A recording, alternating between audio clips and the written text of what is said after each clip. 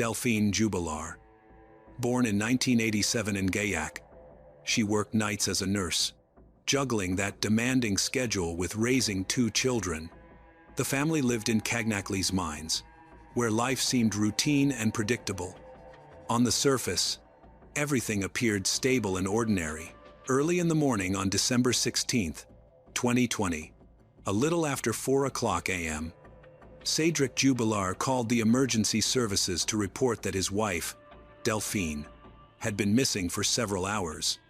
He said he had last seen her late the previous evening.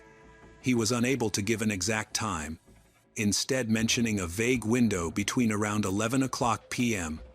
and the early hours of the morning, according to Cédric. Before contacting the authorities, he tried to reach Delphine on his own. He messaged one of Delphine's close friends, assuming she might have gone to stay with her friend. In that message, he asked the friend to tell Delphine to come home. The response came quickly. Delphine was not there. Cédric couldn't get in touch with her. But he waited until after sunrise to contact the police. He explained that he hoped she would come back by herself overnight. However, phone records later revealed that Cédric had been awake, moving around the house, and repeatedly turning the Wi-Fi on and off between 4 a.m. and 4:30 a.m. Behavior investigators viewed as highly suspicious. The police were there immediately. A thorough sweep of the house and backyard revealed no signs that Delphine had left during the night. Her car remained in the garage. Her belongings were untouched, and both children were asleep in their beds. Officers observed nothing to suggest she had planned to go anywhere, especially not in the middle of the night. These early findings immediately cast doubt on Cédric's version of events, marking the true beginning of the investigation. 2 neighbors testified they heard a terrifying scream coming from the Jubilar home shortly after 11 p.m. Louis, the couple's 6-year-old son, reported hearing his parents argue loudly last night. He also said to investigators, his father screamed, his mother fell. A statement that became one of the most important early clues. When police entered the home, there were no signs of an attack. Everything appeared normal. No disturbance. However, in a disturbing detail, investigators discovered that the couple's blanket was found in the drum of the washing machine, despite it being summer. Inside the machine, detectives also found fragments of Cédric's broken glasses, raising even more suspicions about a violent incident occurring before the wash cycle was started. Authorities then deployed K-9 teams, thermal cameras, drones, and ground units to comb through the surrounding areas of Cagnac-les Mines. Locals rallied quickly as well, forming volunteer search parties. Within days, nearly 1,000 people were scouring the rugged landscape, steep ravines, dense underbrush, and narrow trails that required caution, precision. In one of the most difficult to access locations, investigators found several of her personal items: her phone, pieces of clothing, and a knife. The area was completely unlit, and the scattered arrangement of the objects suggested they had been thrown or placed there, not accidentally dropped during a walk. Even more puzzling, there were no physical traces showing she had made her way there independently. Officers noted that even with a strong flashlight, the nighttime route would have been incredibly difficult. Forensic experts later concluded the items had likely been staged to simulate a voluntary disappearance or nighttime walk, a theory that strengthened suspicions of deliberate manipulation. Forensic analysis of her phone added another disturbing detail. The device's last recorded signal came on the morning of December 16th, just over a mile from her home. Moments later, it abruptly shut down, not from a drained battery, but from what appeared to be a sudden, intentional interruption. This sharp cutoff became a critical clue. In January and February 2021, Delphine's phone exhibited strange behavior. It seemed to automatically activate internal functions, sending short, individual signals. This led investigators to wonder if someone had remotely accessed or physically tampered with the phone. They contacted Samsung for answers. Samsung stated that these signals could occur during extensive diagnostic tests. Automated checks might trigger background signals that phone companies interpret as the phone turning on. Despite this explanation, investigators considered several possibilities: a software error, remote access, or unintended consequences from examining the phone during the investigation. No cause was definitively eliminated. In addition to the technical analysis, detectives investigated Delphine's personal life, focusing on her communication with a man she was dating. They had been making future plans, and she sent him a personal photo the night before she disappeared. However, his alibi was quickly confirmed by independent sources, proving he was home all night. Investigators then looked into his wife, Kate, the day before Delphine went missing. Kate called Delphine's phone several times. While this created tension, investigators found no solid evidence connecting Kate to Delphine's disappearance. It seemed more like a personal dispute than a criminal lead. Meanwhile, Delphine's extramarital affair also made investigators suspect Cedric. Another man briefly drew attention early in the investigation, someone who had previously been involved in a car-related dispute with the Jubilar family. Despite the past tension, his involvement was quickly ruled out. He provided a solid, independently verified alibi, so investigators found no reason to pursue him further. Neighbors also mentioned a van that had been parked near Jubilar home for several days before Delphine's disappearance. Investigators located the owner, conducted interviews, and reviewed his movements. After comparing times, routes, and phone data, no connection to the case was found. Investigators then focused on Delphine's car. Her vehicle was parked differently than usual. The position didn't match her habits.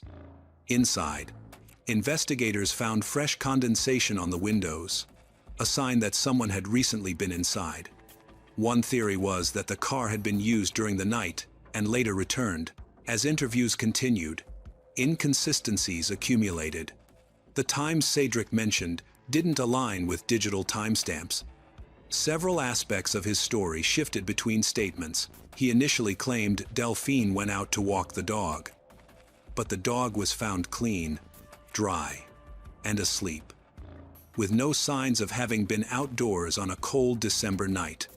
This contradiction became one of the central elements of the case. This pattern, behavioral oddities, shifting details, and tech data not matching the story, gradually pushed Cedric to the center of the investigation.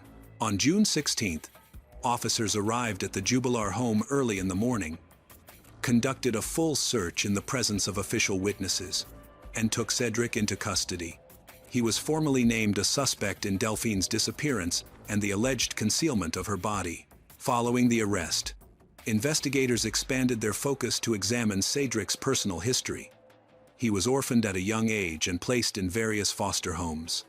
According to those who knew him, this upbringing left him with deep insecurities, a strong need for approval, and emotional immaturity beneath a facade of independence.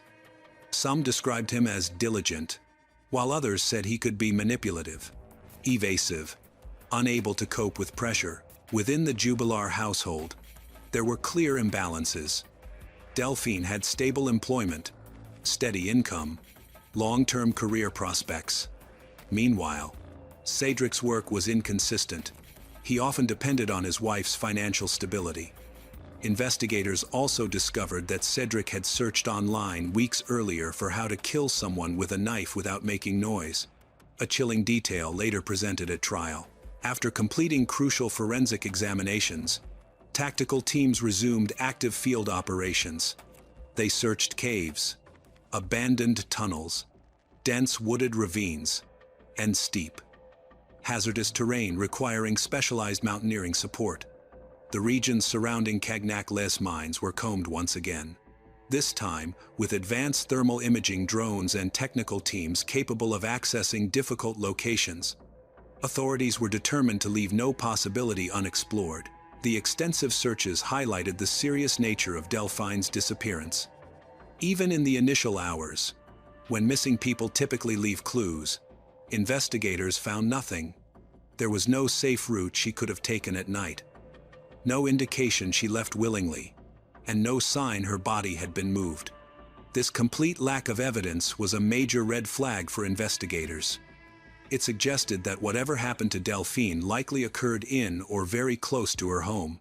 A specific location quickly became a focal point: an abandoned, fire-damaged farm. A former cellmate of Cédric Jubillar alleged that he had heard Cédric admit to burying Delphine's body there. Consequently, investigators conducted a thorough search of the farm. They used ground-penetrating radar, digging equipment, and meticulously examined every section of soil. However, the search yielded no results. They found no bones, clothing fibers, or any biological evidence. There was nothing to indicate that the farm had ever been used as a burial site. Meanwhile, DNA testing was difficult because Delphine's body was never found. Without her body, investigators couldn't get a confirmed DNA sample to compare with any evidence they found. This meant DNA tests couldn't give definitive results. Investigators also conducted a meticulous forensic sweep of the Peugeot 207 Delphine drove. They examined the trunk, cabin, floor mats, and all interior compartments. No signs of a struggle, movement of heavy objects, or attempts to clean up biological material were detected. Vehicle data logs showed no nighttime trips and no unusual changes in mileage, reducing the likelihood that her car had played any role in the disappearance. Following Cédric's arrest, his lawyers focused on the lack of direct evidence against him. They filed 7 motions asking for him to be released, arguing that because there was no body or physical evidence after so much time, he should no longer be held in custody. However, the court rejected each motion, stating that there was not enough reason to alter the terms of his imprisonment. His lawyers also argued that the isolation, limited communication, and being treated as the primary suspect for an extended period caused him excessive psychological distress. These points were key to a public campaign that depicted Cédric as being detained without significant proof. Prosecutors, however, firmly opposed Cédric's release. They highlighted contradictions in his statements, the risk that he could influence witnesses, and the possibility that he might hide or destroy information still being evaluated. In complex, bodiless cases like this, judicial decisions hinge not only on hard evidence but also on assessments of potential risks. This reasoning explains why the court repeatedly rejected every request for his release. Legal arguments stretched on for months. Both sides continued strengthening their positions, yet the outcome never changed. Cédric remained in custody while investigators moved forward with the case. In 2023, volunteers launched a new round of searches, focusing on rugged areas previously inaccessible due to steep terrain and dense vegetation. But this effort also ended in disappointment. Not a single clue surfaced. The case finally reached trial in September 2025 at the Cour d'Assises du Tarn in Albi. The prosecution presented a mountain of circumstantial evidence: the scream heard by neighbors at 11:00 p.m., Cédric's inconsistent timelines, the washing machine running at 4:00 a.m. with a duvet inside, broken glasses found in the washing machine, his son's testimony, his "how to kill quietly" Google searches, and his own recorded prison conversations in which he appeared to mock the investigation.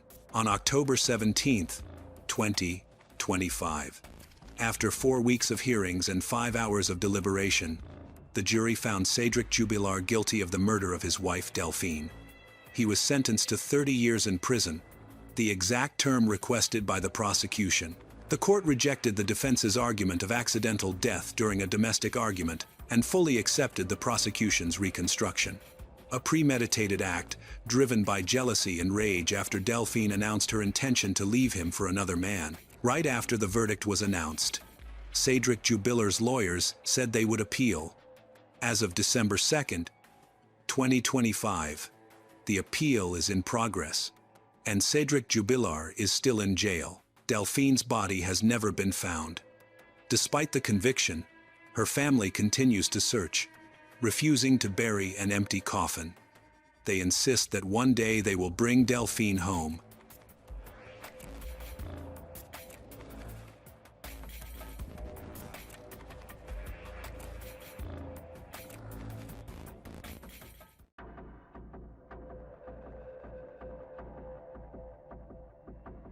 Anna Sablina, the familiar voice of radio host Vologda, was once a symbol of confidence and success.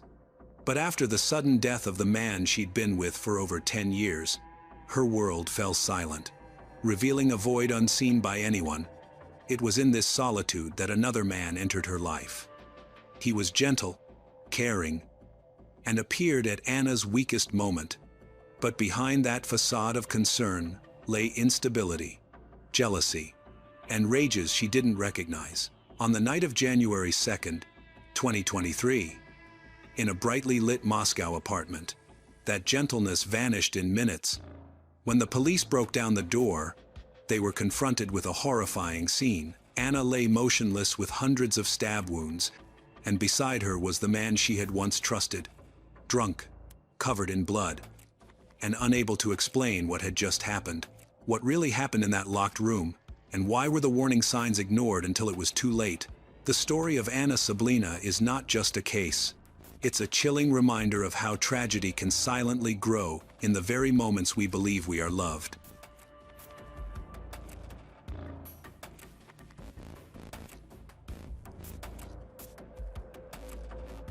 Anna Sablina was born in 1988 in Vologda, Russia, into a family of educators.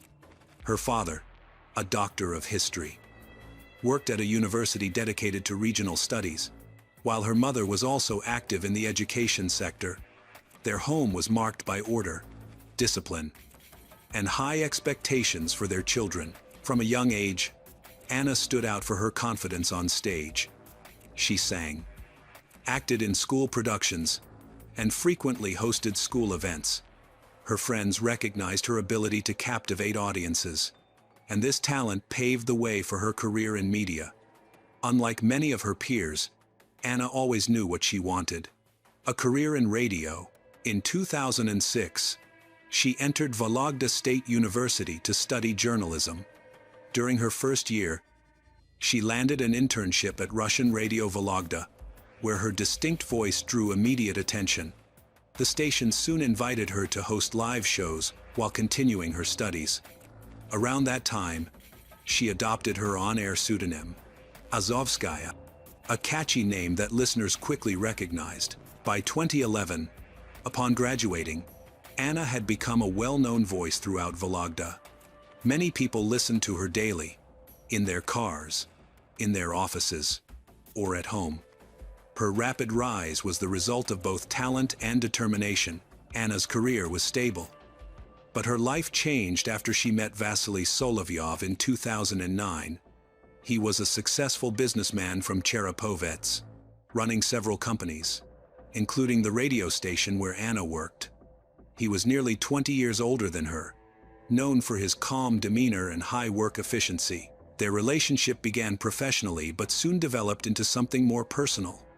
Vasily admired Anna's ambition and actively supported her career. He gifted her a car, arranged housing for her in Moscow on Polina Osipenko Street, and helped her find accommodation in Cherepovets and Vologda. These gifts clearly demonstrated his desire for a long-term future with her. Despite their age difference, their relationship remained strong. They kept their romance private, only sharing it with a few close friends. Friends described it as a balanced relationship, not the typical story of a wealthy man and a young woman in the media industry. Anna remained independent and continued advancing her career, never relying solely on Vasily's financial support. Their partnership lasted for over a decade. By the early 2022s, they began to think about a shared future. But in 2021, everything changed suddenly. Vasily fell seriously ill, had to be put on a ventilator, and passed away in June of that same year at the age of 51. Vasily's death was a huge shock to Anna. She became withdrawn, stopping sharing her future plans. Colleagues noticed that the confidence and energy that once defined her seemed to fade. This marked the beginning of a decline in her emotional well-being, which would later profoundly affect her life. After Vasily's death, Anna continued to work, but only what was necessary. Work no longer brought her joy, only daily responsibilities. She gradually withdrew from social life, avoiding meeting and talking with friends. Colleagues noticed she rarely smiled and evaded questions about her personal life. For Anna, this period of loneliness and instability made her increasingly vulnerable to such influences. Throughout 2022, her situation did not improve. She maintained a composed image at work, but privately she struggled with exhaustion and a lingering sense of loss. The stability she once found through Vasily was gone. Replaced by routine and solitude, her world had become small and quiet. During this fragile time, she longed for support but couldn't express it. Emotional emptiness often opens the door to new relationships that feel like a reprieve, a chance to regain balance. This unresolved grief and persistent isolation became the setting for a new connection that would soon shape the next chapter of her life. By late 2022, someone new entered Anna's life, a man who, at first, seemed completely unconnected to her. Vladimir Maklakov, 33, was a local and the son of one of Vasily's old acquaintances. His family owned a large logging company. Although Vladimir was officially its CEO, everyone knew his father managed the real business operations. Locals described Vladimir as someone who did whatever he wanted without worrying about the consequences. His habits were the opposite of Anna's orderly lifestyle. He was known to drink heavily, sometimes acted aggressively, and had a reputation for volatile relationships. Longtime acquaintances said that he had been through many tumultuous relationships, often argued with others, and was also suspected of using substances. Some people affirm that Vladimir's first marriage fell apart after only a few months, and his later relationship ended when the woman left him, taking their son with her. These behaviors indicated impulsiveness, a lack of self-control, and an unstable lifestyle. Meanwhile, Anna was organized, calm, and devoted to her work. A complete contrast to him. Ironically, it was this difference that allowed Vladimir to win her trust quickly. He overwhelmed her with attention, compliments, gifts, and promises of support. For someone still grieving a deep personal loss, that kind of reassurance must have felt like a lifeline.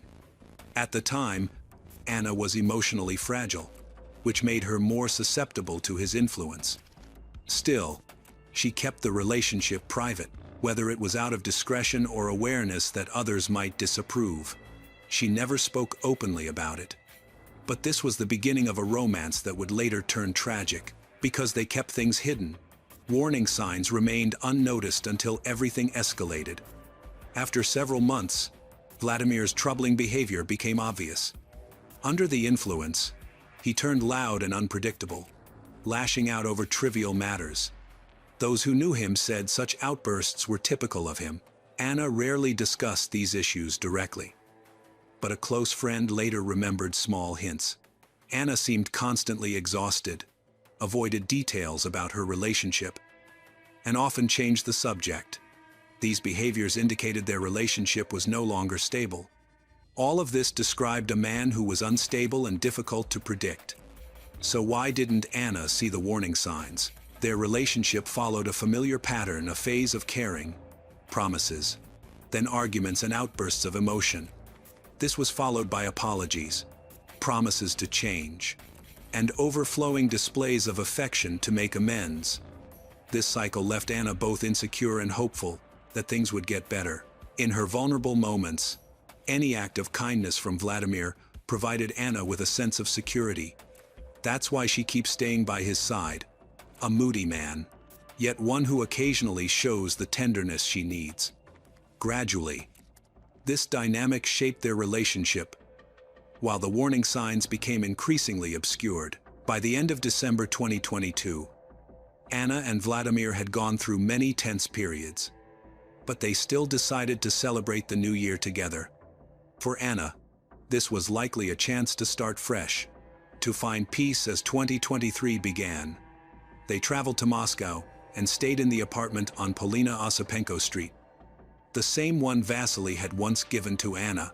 Vladimir later told investigators that they had rented the apartment, which wasn't true. Perhaps he wanted to downplay his place in the relationship. From late December until January 2nd, there were no visible signs of conflict. They took walks, went to cafes, and even took photos together. On January 2nd, they had a professional photo session. The photographer recalled that the couple looked relaxed and comfortable, showing no tension. In those pictures, they appeared like any other couple, enjoying the holidays, cheerful, calm, and unaware of what was about to happen. That day turned out to be Anna's last. After the photo shoot, they returned to the apartment for a quiet evening. Everything seemed normal, a peaceful holiday night in Moscow. Dinner, conversation, and rest.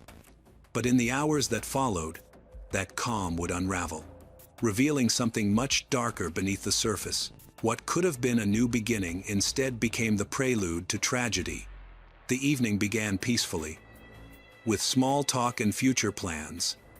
After that, the topic of their conversation shifted to their future, a subject that both of them had been thinking about for a long time. For Vladimir, it was time to assert his position. He unexpectedly proposed, without any prior preparation or discussion.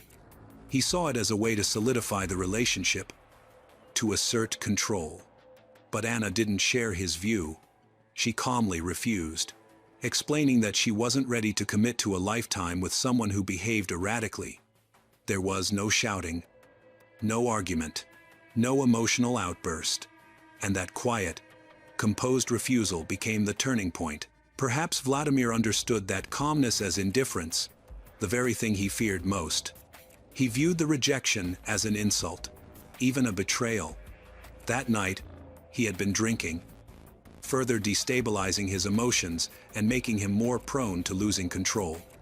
The conversation quickly became tense. His voice grew louder, his attitude aggressive, and then it erupted into violence. When Anna tried to leave, Vladimir blocked her way. She ran into the bathroom, the only place she could close the door to hide. But the door was weak, the lock, unable to withstand the pressure. Just seconds later, the door was broken down. That moment marked the beginning of 3 horrific minutes that forensic experts later meticulously recreated.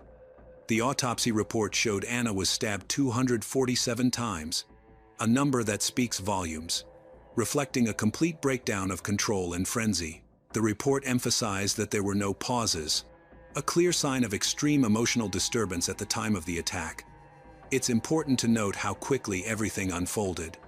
The timeline laid out by the forensic team underscores just how rapidly the situation deteriorated. During those moments, neighbors began hearing noises. First, dull thuds, then sharp cries that soon turned into muffled sounds of a struggle. Several residents called emergency services around the same time, reporting signs of violence. However, records later showed that the rescue team responded slower than the standard response time for this type of situation. That delay became a major focus of the investigation. When officers finally arrived, the apartment door was locked, forcing them to break in. Inside, they found Vladimir lying near Anna's body. He was drunk, his clothes stained with blood, but he offered no resistance when apprehended. His speech rambling and incoherent, his first words were included in the official report. He said he hadn't meant for things to go that far. His behavior was erratic, alternating between confused explanations and total detachment. At that point, investigators had the basic outline of the case, the scene, the weapon, and the suspect found on site. Still, key questions remained about how the incident unfolded, how long it took for help to arrive, and how much alcohol had influenced Vladimir's actions. These details would become central to reconstructing what happened that night and shaping the investigation's direction. News of Anna's death spread quickly in the cities where her voice was well known, and in Moscow. Her colleagues in radio were shocked, describing her as dedicated and professional, qualities that made her death all the more tragic. National media began reiterating the pressures Anna faced after Vasily Solovyov's death, and the mental anguish she experienced. Many theories were put forward, from personal conflicts to issues of inheritance from Vasily, but all remained speculation. Lacking concrete evidence, the trial began with a confession. Vladimir admitted to the attack but tried to present it as the result of an emotional breakdown, hoping for leniency. He was charged with 2 counts causing serious injury, resulting in death and unlawful entry with violence. During the trial, Vladimir's demeanor was markedly different from the night of the crime. He appeared calm, expressed remorse, and claimed he acted under extreme emotional distress. His lawyer emphasized his voluntary confession and the fact that he never tried to flee, arguing this should reduce his sentence. The defense also presented a letter of confirmation from his hometown and previous records of alcohol addiction treatment, aiming to portray him as someone who had tried to change but failed in a moment of weakness. The entire strategy was geared towards depicting the incident as a moment of loss of control, rather than a premeditated crime. After considering the nature of the incident, the timing, and the forensic findings, the court sentenced Vladimir Maklakov to 14 years in a high-security facility. For Anna's family, the verdict brought mixed feelings. The punishment was significant, yet it still felt insufficient compared to the magnitude of their loss. Anna's parents filed a civil suit seeking 5 million rubles in damages. Their goal was not financial gain but formal acknowledgement of responsibility. Meanwhile, Vladimir's attempts to portray himself as a victim of circumstances were seen as an evasion of responsibility. The court's decision officially closed the case, but many questions remained about the choices, warning signs, and missed opportunities that led to a tragedy that might have been prevented. After his conviction, Vladimir's future seemed sealed. He would face many years in prison under strict conditions with little hope of pardon. Yet soon after, his lawyer submitted a petition for him to join a military deployment under a special operations contract, a legal option that allows inmates to replace most of their sentence with military service. The petition was approved, and Vladimir joined a group chosen for accelerated training before deployment.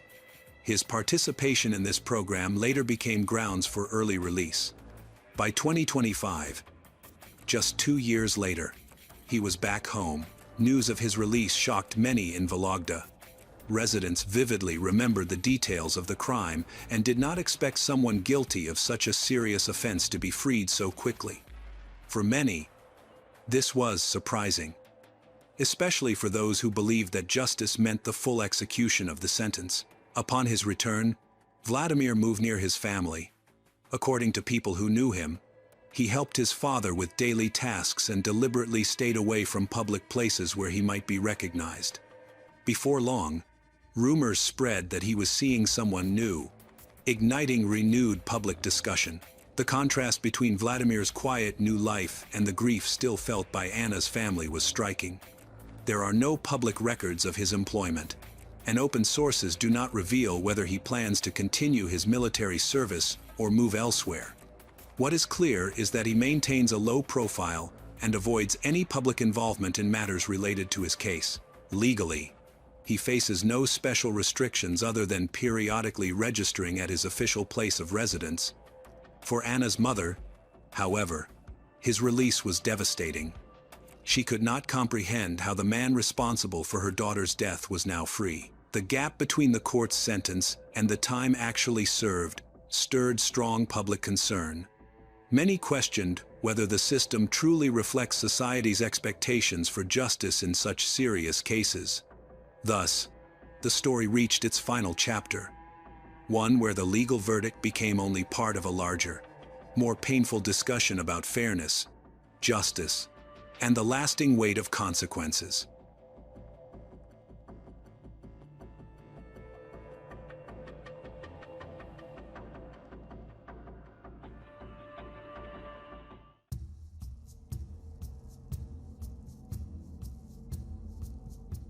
On the evening of Friday, October 13, 1995, a 16-year-old girl staggered into a hospital in Abbotsford, Canada, in a state of near unconsciousness. Her body was covered in blood, and her head bore multiple severe wounds, leaving the doctors stunned. No one understood how she had managed to get to the hospital on her own. But as she teetered between life and death, her fragmented words revealed a nightmare that had just unfolded in the darkness, where two teenage girls were abducted in the street, one fighting back desperately, the other vanishing without a trace. From that moment, the entire city of Abbotsford was gripped by fear. A ruthless predator was at large, sending anonymous calls challenging the police, seemingly aware of every step of the investigation, as if he were watching them every second.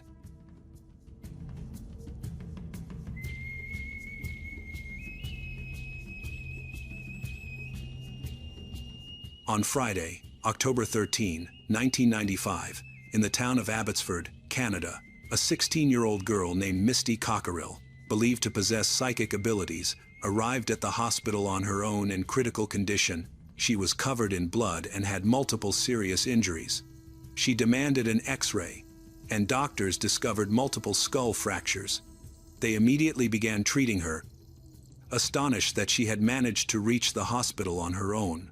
When police arrived, Misty was still very weak, having just undergone several emergency surgeries to save her life. Despite this, she was conscious and able to speak to them. Misty told them, in a disoriented and fragmented way, what had happened. She and her friend Tanya Smith had gone across town to meet friends at a Halloween-themed party. Afterward, they planned to return to Misty's house for the night. Misty's parents were still at work, so the girls decided to stop by another classmate's house first. As Misty and Tanya walked through a neighborhood full of young people, a strange man suddenly appeared and forced them into a bush by the roadside. Everything happened so quickly they couldn't react. He led them to a secluded forest where no one could hear their cries for help, and then ordered them to undress. Tanya obeyed out of fear, but Misty decided to fight back, believing they wouldn't survive otherwise. The attacker had a bat. When Tanya finished undressing, he threw her clothes aside and prepared to assault her. At that moment, Misty grabbed the bat and struck him several times. But she was too weak to overpower him. He quickly turned on her, wrestled the bat from her hands, and struck her repeatedly on the head. Doctors later determined that Misty had been hit at least 7 times, leaving her with multiple skull fractures. Fortunately, she survived, but her attacker was unaware. When she awoke, both the attacker and her friend were gone. Using the last of her strength, she made her way to the hospital. Realizing the seriousness of the situation, police immediately launched a search for Tanya. They went to the area Misty described and found signs of disturbed ground, evidence that confirmed an attack had taken place there. However, they found no trace of Tanya that night. The search resumed early Saturday morning. More police officers and local volunteers joined in, all hoping Tanya had survived. Meanwhile, about 30 kilometers outside Abbotsford, a fisherman noticed some clothing hanging from bushes near a river. Thinking it looked suspicious, he contacted the police. An officer responded and found women's clothing at the scene. When he searched further downstream, he discovered the body of a young girl in the water. The victim was soon identified as 16-year-old Tanya Smith. Investigators also found tire tracks near the riverbank, suggesting Tanya was killed elsewhere, and her body was transported there to conceal evidence. Shoe prints, likely belonging to the attacker, were also found, and casts were taken of all the evidence. When the Abbotsford police received this information, a detective returned to the hospital to speak with Misty, the only possible witness who could describe the suspect. Unfortunately, her condition had worsened overnight. She was placed in an induced coma, while doctors performed several surgeries to reduce brain swelling. Misty remained in critical condition, and doctors were unable to predict whether she would survive. Meanwhile, the investigation continued with few clues. The motive and the identity of the attacker remained unknown. To protect Misty, the sole witness, police were stationed at the hospital around the clock. When the autopsy of Tanya Smith's body was completed, It revealed how brutal the attack had been. She had sustained head injuries similar to those of Misty, likely caused by the same bat. There were several deep scratches on her back, suggesting she may have been dragged across a metal object. One theory was that she was injured while being loaded into or pulled out of the car trunk. Water found in her lungs indicated she was still alive when thrown into the river, meaning she died from drowning, not her head wounds. During the evidence-gathering process, investigators discovered that Tanya had been subjected to abuse shortly before her death. The most revealing clue was a bite wound on her right breast, which contained enough biological material to create a DNA profile of the attacker. However, in 1995, DNA testing technology was limited, making the analysis process time-consuming. Even so, the ability to perform DNA testing was a major step forward, offering hope of obtaining information about the perpetrator. Furthermore, DNA results were then considered conclusive evidence in court. Even so, the wait for results was quite long. During that time, investigators had to find a faster approach. They examined the bite marks, a crucial clue that helped forensic dentists identify the perpetrator's teeth. The dental analysis revealed that the perpetrator had crooked, chipped, and cracked front teeth. Saliva samples were also collected from the bite mark for potential DNA matching, but a suspect was needed for comparison, lacking further evidence. Canadian authorities sought assistance from specialists in the United States. An American expert in forensics and psychiatry joined the investigation to develop a psychological profile of the killer. He quickly noted that abducting two victims at once was highly unusual, suggesting the perpetrator was confident, physically strong, and in control. The profile also indicated that he was likely a large, powerful man with a history of violent crimes, someone familiar with the area and skilled at hiding evidence and choosing isolated crime scenes.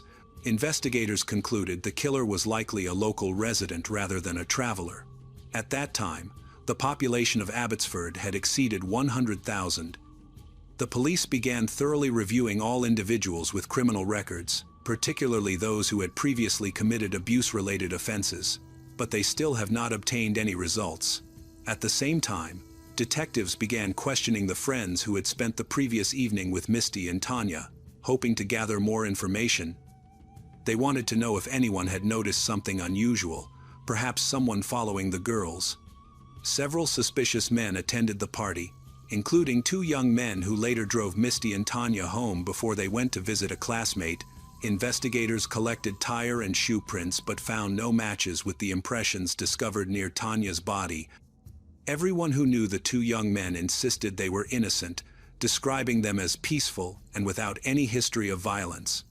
With no evidence linking them to the crime, detectives removed them from the suspect list. After analyzing the scene of the attack, the detectives concluded that the perpetrator was not an acquaintance of Misty and Tanya. The attacker appeared to be a stranger. Despite gathering much information, the investigation yielded no clues. The case reached a dead end. However, just a few days later, police received an anonymous call. The man on the call did not reveal his identity but described the crime scene in detail and claimed to be the perpetrator. Before hanging up, he mentioned an intimate detail about Tanya's injuries that had never been released to the public, proof that he was indeed involved. Unfortunately, the call was untraceable, as it came from a street payphone. Soon after, another call came in from the same voice.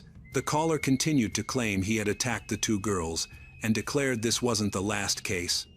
This call also came from a payphone only a few blocks from the police station.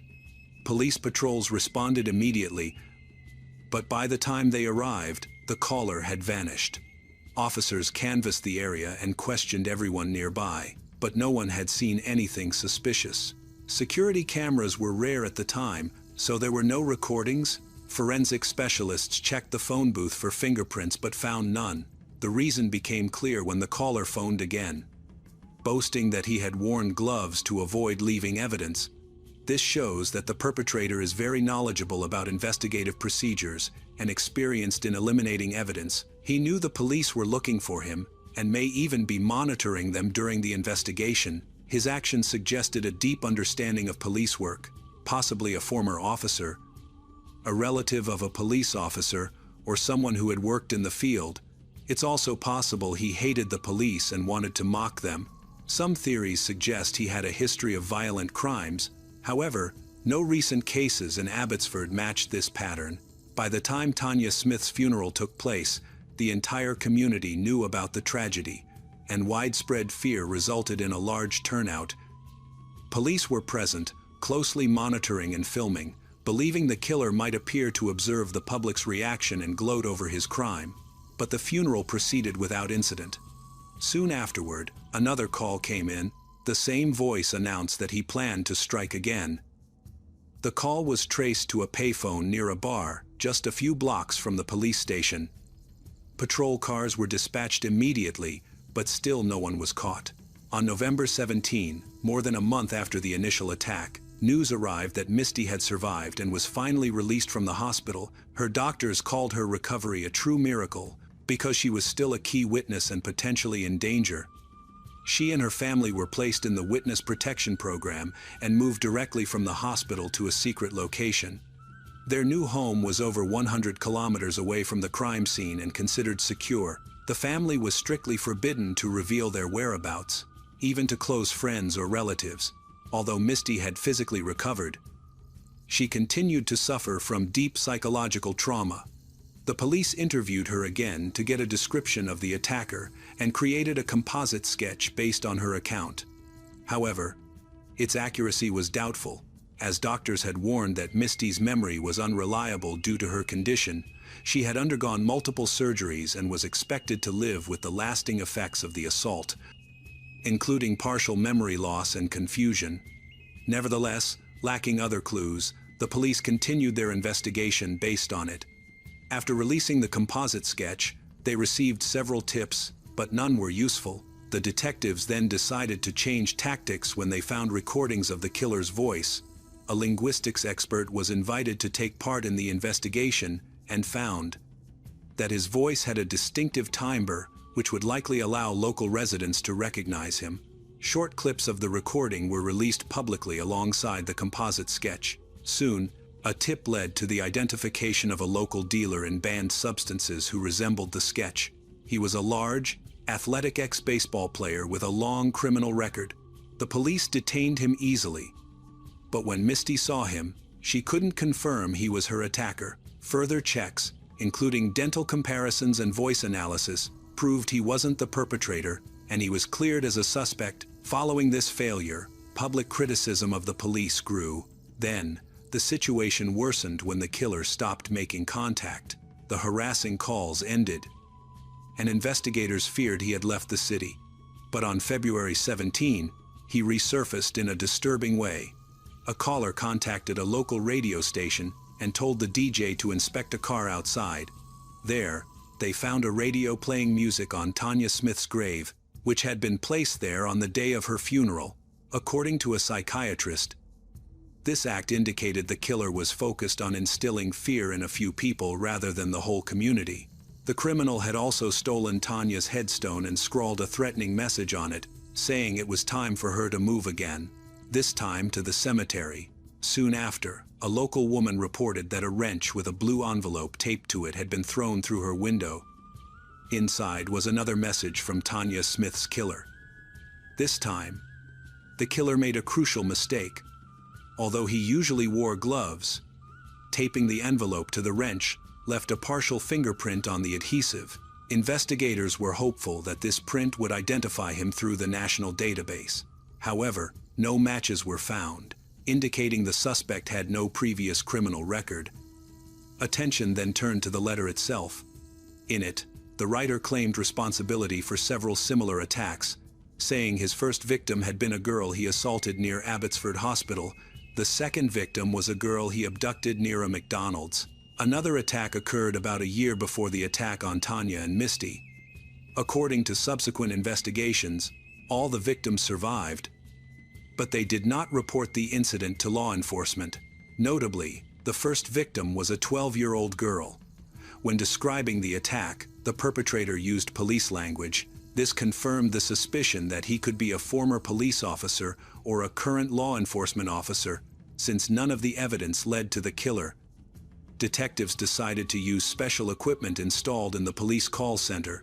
It was designed to more quickly track calls so that the next time someone tried to contact and harass law enforcement, they could more quickly and accurately identify the booth where the perpetrator was located, to reach the payphone as quickly as possible. Several rapid response teams were created and strategically positioned throughout the city. This trap allowed the nearest payphone to be reached in about a minute, to motivate the criminal to call. A carefully crafted press release was once again used. His text was carefully crafted not to provoke the killer to commit another crime, but to entice him to call again with taunting remarks. But he seemed to sense he was being hunted, so he didn't respond.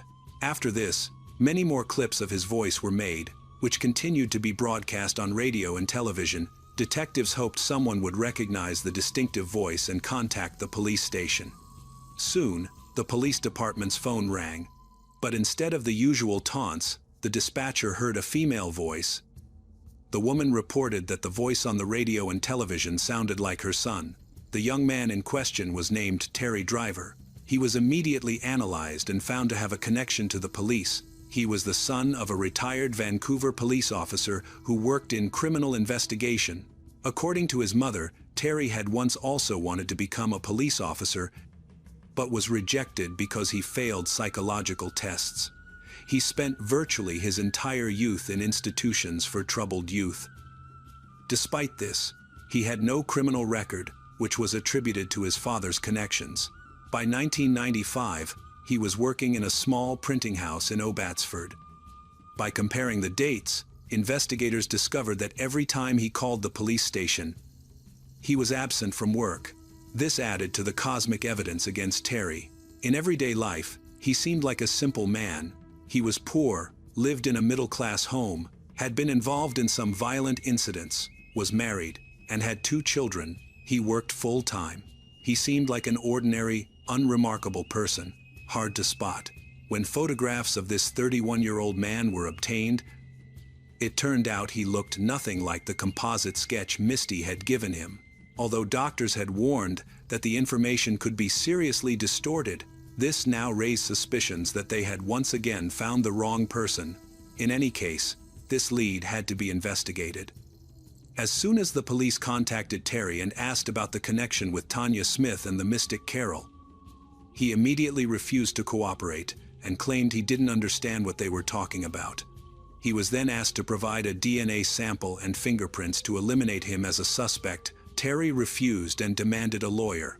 By law, without compelling evidence, investigators could do nothing serious to stop the perpetrator. The maximum they could do was detain Terry for 24 hours and keep him under observation during that period. Nevertheless, he took the next step himself, suddenly agreeing to provide fingerprints on the condition that they be taken in the presence of a lawyer. When he called the station to report this, the officer on duty recognized the same mocking voice, Terry. Unaware that the police already had his partial fingerprint, felt no apprehension about providing it. When they were removed, 11 matches were found. This was enough to identify the man who killed Tanya Smith. The first people the detectives called after this were the Vengeance family. The capture of the criminal was a great relief to them. They could now feel safer. But they wanted the criminal convicted and finally taken off the streets. Once Terry was apprehended, investigators began analyzing and comparing all the information they had to put the prime suspect behind bars for good. They checked his computer and printer, where they found saved emails. They were identical to the note the criminal had thrown out the window with a wrench. Terry's dental and DNA samples also matched the traces found on Tanya's body. When reviewing security camera footage from Tanya's funeral, they realized Terry was also present. He even pretended to cry, while remaining quiet and inconspicuous. 2 years after the brutal attack, Terry's trial began with charges of first-degree murder and first-degree attempted murder. The prosecutor had compelling evidence against Terry, including irrefutable DNA, fingerprints, and dental records. Against this evidence, all justifications were rendered meaningless.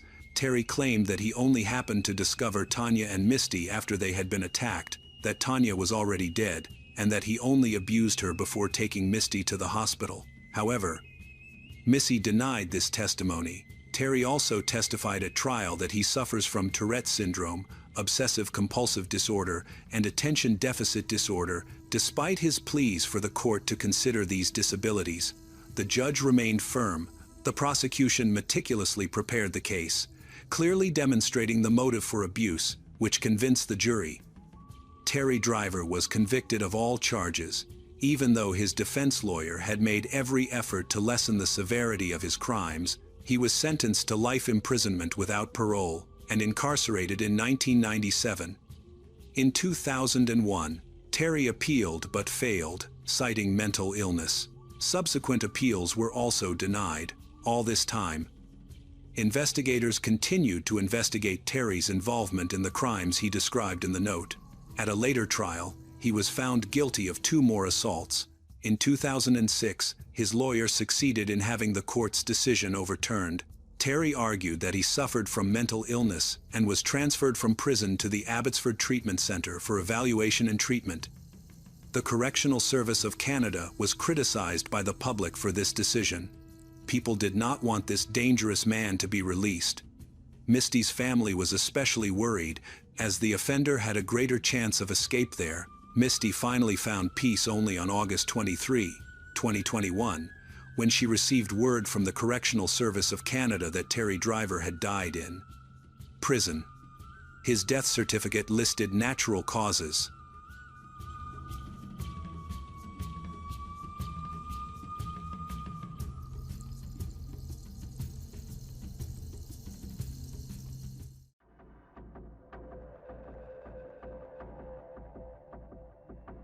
Love is often viewed as a beautiful and gentle emotion, connected to life's most cherished moments. But when love loses its balance, it can become incredibly dangerous.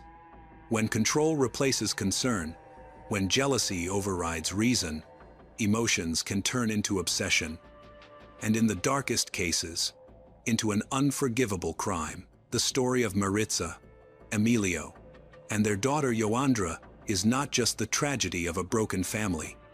It is a series of wrong choices spanning years, pain fueled by hatred, obsession. Above all, it serves as a terrifying warning that the past, if not let go of, can return to destroy the present. To understand why this tragedy happened, we need to go back in time to where it all began.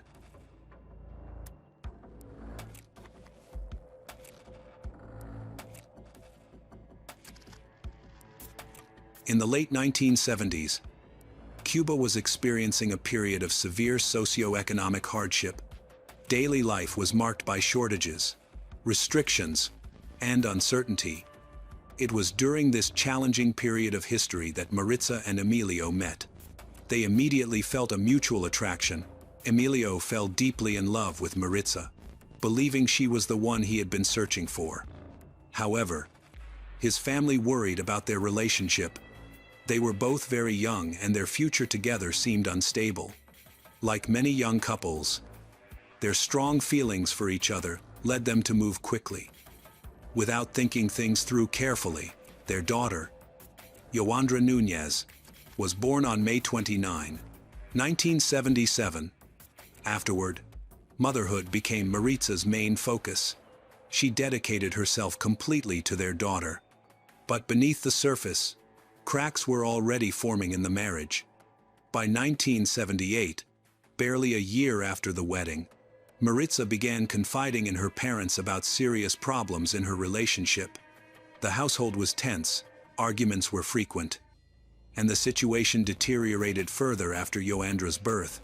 Emilio loved his daughter deeply, but his idea of fatherhood was rigid, controlling. He distrusted Maritza's ability to raise their child and became increasingly possessive. Maritza, in turn, grew alarmed by his jealousy, aggressive behavior. Emilio, however, blamed their struggles not on himself, but on the oppressive political, social, and economic environment in Cuba. Eventually, Emilio began talking about escaping the country. He confided in a friend he trusted, That trust was misplaced. The friend reported him to the authorities. Emilio was arrested and classified as a political prisoner. He faced a sentence of up to 20 years in a Cuban prison for attempting to flee the country, despite everything. Maritza and Emilio did not immediately separate. There were still feelings between them. But prison walls created an insurmountable distance. Emilio was cut off from his wife and from his daughter's life. During his incarceration, he was subjected to psychiatric treatment, including electroshock therapy, procedures he later described as degrading, traumatic. By 1980, Yoandra was nearly 3 years old, and Cuba was on the brink of massive change. That year marked the beginning of the Mariel boat lift, a mass exodus in which more than 125,000 Cubans fled to the United States, most heading to Florida. For many, it represented escape, survival, and the promise of a new life. Maritza was among those who left. She managed to reach Miami, but was forced to leave Yoandra behind in Cuba, under the care of her grandmother. Determined to reunite her family, Maritza worked tirelessly, saving money and navigating the complex immigration system, hoping one day to bring her daughter and mother to the United States legally. For nearly 9 years, Maritza rebuilt her life in America. In 1989, she remarried. Her new husband, Armando Martin, provided stability and support. Together, they had a son. The marriage also made it possible for Maritza to finally bring her loved ones, most importantly, Yoandra, to the United States. For the first time in years, mother and daughter were reunited. Life seemed to be moving in a hopeful direction. That same year marked a turning point for Emilio as well. As part of broader political changes, he was released, granted the opportunity to seek asylum in the United States. He dreamed of starting his life over. But by then, Maritza had built a new life, and Emilio struggled to re-establish contact with her or with Yoandra. Before leaving Cuba, Emilio remarried, began rebuilding his life. Eventually, he traveled to the United States with his new wife and her son. Ironically, shortly after arriving in Miami, Emilio coincidentally met Maritza and Yoandra. Yoandra, now around 10 years old, did not recognize him. To her, he was a stranger. Emilio longed to embrace his daughter, but the child was visibly frightened. For Emilio, that moment was devastating. A painful reminder of all that he had lost and could never get back. Emilio had no choice but to keep moving forward, adapting to life in a new country, while clinging to the hope that one day he could repair his relationship with his daughter. He and his newlywed wife moved into a mobile home on a farm, where Emilio worked as a caretaker and property manager to make a living. The family struggled financially and barely made ends meet. But Emilio refused to return to Cuba under any circumstances. Despite the cramped living conditions, Emilio always kept a separate room prepared for his daughter, just in case she ever chose to live with him. He often admitted that Yoandra occupied a special, irreplaceable place in his heart. He thought about her constantly, replaying memories and wondering how her life was unfolding without him.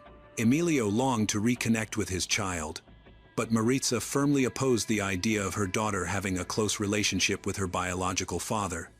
At that time, Yoandra lived with her mother and stepfather in the Miami area, near North Lauderdale.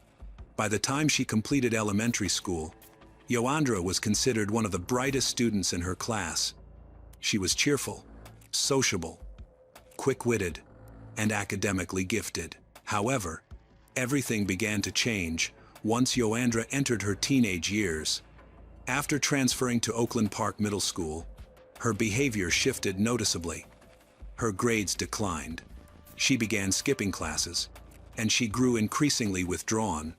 When friends asked what was wrong, she hinted that things at home had become difficult. At first, her family attributed the changes to the stress of adjusting to a new school. But over time, the situation worsened. There were no reports of conflicts with classmates. Yet Joandra seemed emotionally distant. At the age of 15, she began dating a boy named Angel. In November 1992, Joandra discovered she was pregnant. Terrified and unsure what to do, she eventually told her mother. Maritza's reaction was harsh. Rumors later circulated that Maritza had physically struck her daughter. Some people believe she used a belt to punish Joandra. These allegations were never officially confirmed, and no domestic violence reports were filed. Joandra herself never spoke publicly about abuse. Still, her friends believed that tension and poor communication at home were at the root of her emotional decline. Joandra reassured those closest to her that everything would soon return to normal. On the evening of Wednesday, November 25, 1992, Joandra unexpectedly offered to wash her parents' car, an unusual gesture that stood out. However, with Thanksgiving approaching the next morning, her family didn't give it much thought. Maritza and her husband assumed Joandra was simply trying to be helpful or make peace. The following morning, the household stirred awake, except for Joandra. She remained in her bedroom long after everyone else was up. After several hours passed, her continued silence became alarming. Maritza and her husband went to check on her. When they entered the room, they found Joandra lying on her back in bed, her eyes open, completely unresponsive. Panic set in instantly. Maritza called emergency services, but when paramedics arrived, there was nothing they could do. Joandra was pronounced dead at the scene. The investigation determined that Joandra had died from a gunshot wound to the chest. She had used a .25 caliber pistol that belonged to her mother. The firearm was typically kept in the trunk of Maritza's car for self-defense. Investigators soon realized the significance of Joandra's offer to wash the car the night before. It had been a way to access the weapon. Initially, detectives examined the possibility of foul play involving family members. However, forensic evidence ruled that out. Gunshot residue was found on Joandra's hands, and her fingerprints were present on the weapon. A suicide note was also recovered. The medical examiner concluded that Joandra Núñez had taken her own life. Although Maritza and her husband remained under scrutiny for a short period due to standard investigative procedures, no evidence supported claims of violence or coercion. Ultimately, both were cleared, and the case was officially closed. Joandra's death devastated her family. The loss was incomprehensible. 3 days after Joandra's death, Emilio received a phone call from a friend. It was only then, barely an hour before the funeral, that he learned of his daughter's tragic fate. The news sent him into a state of uncontrollable rage. He immediately accused Joandra's mother and stepfather of deliberately hiding her death from him, robbing him of the chance to say goodbye. Emilio abandoned everything and rushed to the funeral. But instead of grieving quietly, he began aggressively questioning everyone in attendance. He was convinced that Maritza had played a direct role in pushing their daughter toward end her life. His anger intensified when he learned that Joandra had been 13 weeks pregnant, that her mother had allegedly scolded her repeatedly instead of offering comfort or support. Even during the funeral itself, Emilio openly threatened his ex-wife and her family. His behavior was considered alarming. Still, most people attributed his outbursts to overwhelming grief and emotional collapse. Law enforcement officers were present at the service, and Emilio approached them, hoping to uncover what he believed was the real cause of his daughter's death. When officers refused to share details or confirm his suspicions, Emilio became convinced that authorities were conspiring with Maritza to cover up the truth. In his mind, Joandra would never have taken her own life willingly. He was certain she had been driven to it, or worse, murdered. From that point forward, Emilio began stalking Maritza. He confronted her in grocery stores and public places, accusing her repeatedly of killing their daughter. His version of events grew increasingly erratic.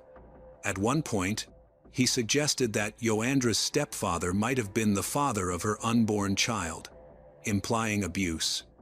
Emilio ignored the fact that Joandra had left a suicide note identifying her boyfriend as the father. Emilio became convinced that Maritza had psychologically destroyed Joandra and manipulated her into ending her life. He criticized the official investigation, calling it superficial and prejudiced. He accused the detectives of not caring about immigrant families. Those close to Maritza believed the accusations were baseless. She was devastated by her daughter's death, sank into profound grief. Eventually, she sold the family home, unable to bear the pain of walking past Joandra's bedroom. Even after moving, Maritza would sometimes return to the neighborhood, sitting in her car near the house for long stretches, staring silently and crying. Her own way of coping with unbearable loss. Another reason for the move was Emilio's escalating harassment. His relentless threats, visible rage made Maritza and her husband fear for their young son's safety. They ultimately relocated to another part of Florida to stay with relatives. Maritza sought help from police and requested a restraining order against Emilio. Instead of granting it, officers discouraged her, warning that such an order might only provoke him further. Effectively, her request was denied. Nearly 2 months after Joandra's death, Emilio still could not locate Maritza and refused to let go of his obsession. Convinced that the person responsible for his daughter's death was walking free, he decided to seek public attention. In January 1993, he contacted a local news station, shared his version of events, accusing Joandra's mother and stepfather of driving her to end her life. His story caught the attention of journalist Ingrid Cruz, who saw a compelling human interest angle. She and a cameraman agreed to visit Emilio's mobile home on January 18th. Once the camera was rolling, Emilio recounted his story with intense emotion, vivid detail. His pain appeared raw, and the journalists found themselves moved by his anguish. After the interview, Ingrid and the cameraman suggested filming Emilio at Joandra's grave as a closing scene. Emilio agreed without hesitation, before heading to the cemetery. However, the journalists also decided to speak with Joandra's boyfriend. He agreed to be interviewed and shared information that added new layers to the story.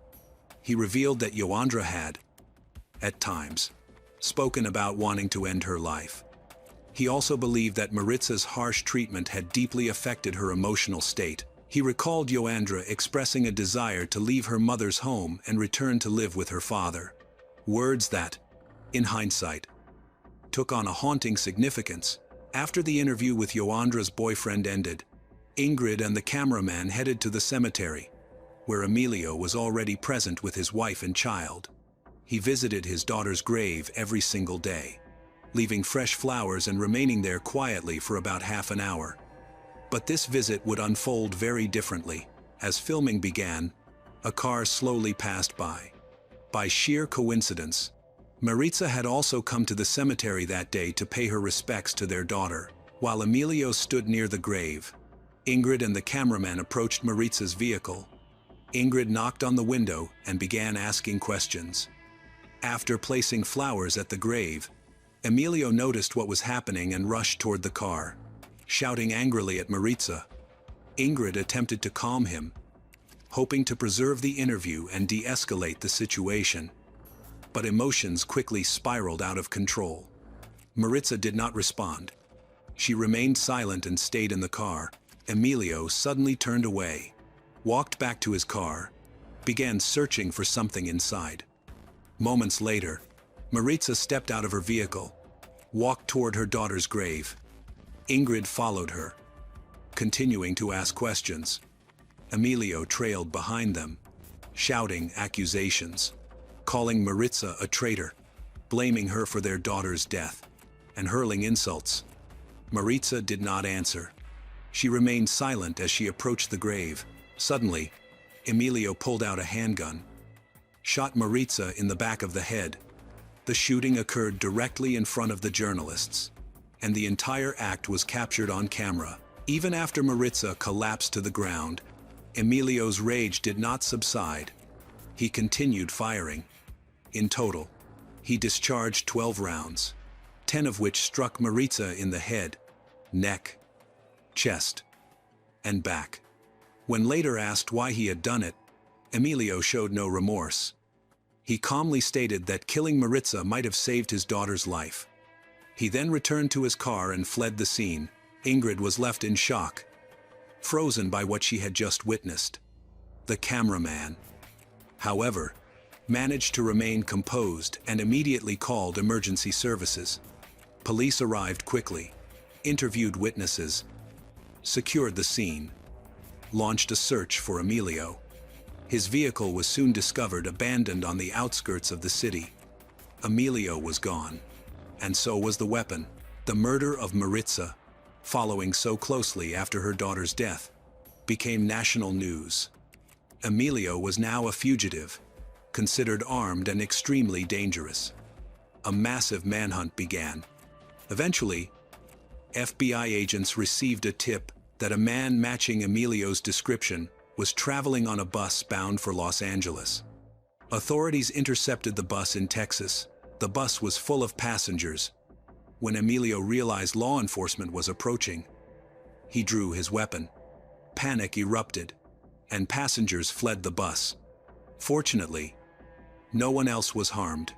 Emilio, then 34 years old, was quickly subdued and taken into custody. He was transported to the Midland County Detention Center. Footage of Maritza's final moments circulated across the world. Many media outlets have reported on this story as that of a distraught father seeking revenge on his ex-wife, whom he believes is the reason his daughter took her own life, and for preventing him from being involved in her life. However, those familiar with the family's history strongly disagreed. They argued that what the cameras truly captured was not revenge, but a brutal act of domestic violence rooted in obsession and control. This narrative deeply angered Maritza's husband, Armando, who worked tirelessly to clear his late wife's name. Armando described Emilio not as a devoted father, but as a stalker. After his release from prison, Emilio began relentlessly harassing Maritza, who was simply trying to move on with her life. Armando detailed numerous incidents that painted Emilio as unstable and dangerous. He emphasized that Maritza had sought legal protection, but her request for a restraining order had been denied, an omission that would later prove fatal. Armando firmly denied all allegations that Maritza had ever physically abused Yoandra. He rejected claims that she had slapped her daughter upon learning of the pregnancy, calling them outright fabrications invented by a man desperate to justify his obsession. According to Armando, Maritza did scold her daughter at times, especially when overwhelmed or confused, but she never resorted to violence. Most chilling of all, Armando revealed that Maritza had lived in constant fear of Emilio. So convinced was she that he would eventually kill her, especially after the restraining order was denied. That fear, tragically, was not misplaced. After his arrest, Emilio initially refused to cooperate with law enforcement or speak to journalists. For nearly a month, he maintained complete silence. Eventually, however, he agreed to speak publicly, largely repeating the same version of events he had told from the beginning. Around this time, both Maritza's parents and Emilio's parents entered the public discussion. Members of both families described Emilio as a volatile and aggressive man. According to relatives, during his first marriage in Cuba, he had repeatedly threatened to kill his wife. Several family members from both sides believed Emilio suffered from serious mental health problems. This view was indirectly supported even by his own parents, who admitted that their son had long struggled with emotional instability. Emilio's father recalled that while living in Havana, Emilio had been considered a below-average student and was forced to repeat the 4th grade. By the age of 16, his behavioral problems had noticeably intensified, though the family declined to provide specific details. Maritza's husband, Armando, later stated that his wife had initially wanted to preserve a peaceful relationship between Emilio and their daughter, even after relocating to the United States. However, Emilio's uncontrollable temper and unprovoked aggression made this impossible. Eventually, Maritza abandoned any hope of reconciliation. believing that continued contact posed a serious danger. As public debate intensified, Maritza was laid to rest beside her daughter. Her grave, located only a few steps from the spot where Emilio had murdered her, as additional information about Emilio's past came to light. Many began to suspect that he had suffered from untreated mental illness for much of his life. Those issues were believed to have worsened during his incarceration in Cuba, regardless of any psychiatric treatment he may have received. Nevertheless, the public overwhelmingly wanted justice. A preliminary hearing was scheduled for January 1993. But the case was repeatedly delayed. It was not until January 19, 2000, nearly 7 years later, that a jury was finally seated. Throughout those years, Emilio Núñez's defense attorneys employed extensive delaying tactics. They repeatedly sought to have him declared legally insane, filed numerous motions, and demanded additional psychiatric evaluations, significantly prolonging the process. Emilio himself proved difficult to work with. He dismissed several attorneys, refusing to follow their legal advice, although an insanity defense appeared to be the most logical strategy given his mental health history. Emilio rejected it outright. He insisted on maintaining his narrative and portraying himself as a wronged father driven by grief. Tensions between Emilio and his legal team escalated to such an extent that he reportedly spat on one of his attorneys, prompting the lawyer to withdraw from the case. Over time, the murder of Maritza Martin became the oldest unresolved homicide case in the county, remaining in legal limbo for nearly 7 years. When the trial finally began, Emilio continued to claim that he had been overwhelmed by grief and mistreated by authorities. One of the first people targeted by his accusations was journalist Ingrid Cruz. Emilio alleged that she had exploited him for a sensational story, claiming he had been emotionally vulnerable and manipulated.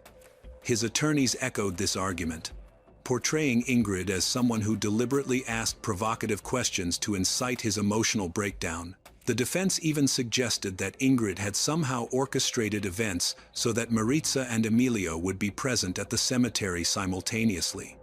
However, no evidence supported these claims. Investigators concluded that the encounter was nothing more than a tragic coincidence. The trial lasted nearly a week. Despite the defense's attempts to shift blame onto the media, the evidence against Emilio was overwhelming. When the jury retired to deliberate, they returned with a guilty verdict in just 40 minutes. At sentencing, Emilio Núñez was given life imprisonment with the possibility of parole after 25 years. As he was escorted from the courtroom, he held up a handwritten sign declaring that he had not received a fair trial and told jurors that he would one day return to tell the real truth. Every appeal he later filed was denied.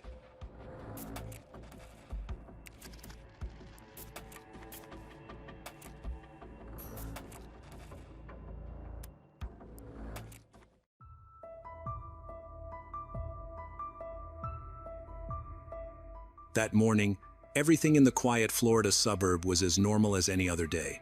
No one expected the doorbell to ring, shattering the peace. When the door opened, a clown appeared, garishly made up, dressed in colorful clothes, holding flowers and balloons. At first glance, everyone thought it was just a prank, but then, a gunshot rang out. No one reacted or spoke a word. The woman fell, and the clown calmly walked away as if he'd rehearsed it. Flowers scattered, balloons floated in the air, and blood stained the floor. This case is haunting because of its brutality and the terrifying control exerted by the perpetrator. It was clearly a meticulously planned crime, leaving the police baffled for years. The most agonizing question is, who truly was behind the disguise, the one who had orchestrated everything so perfectly?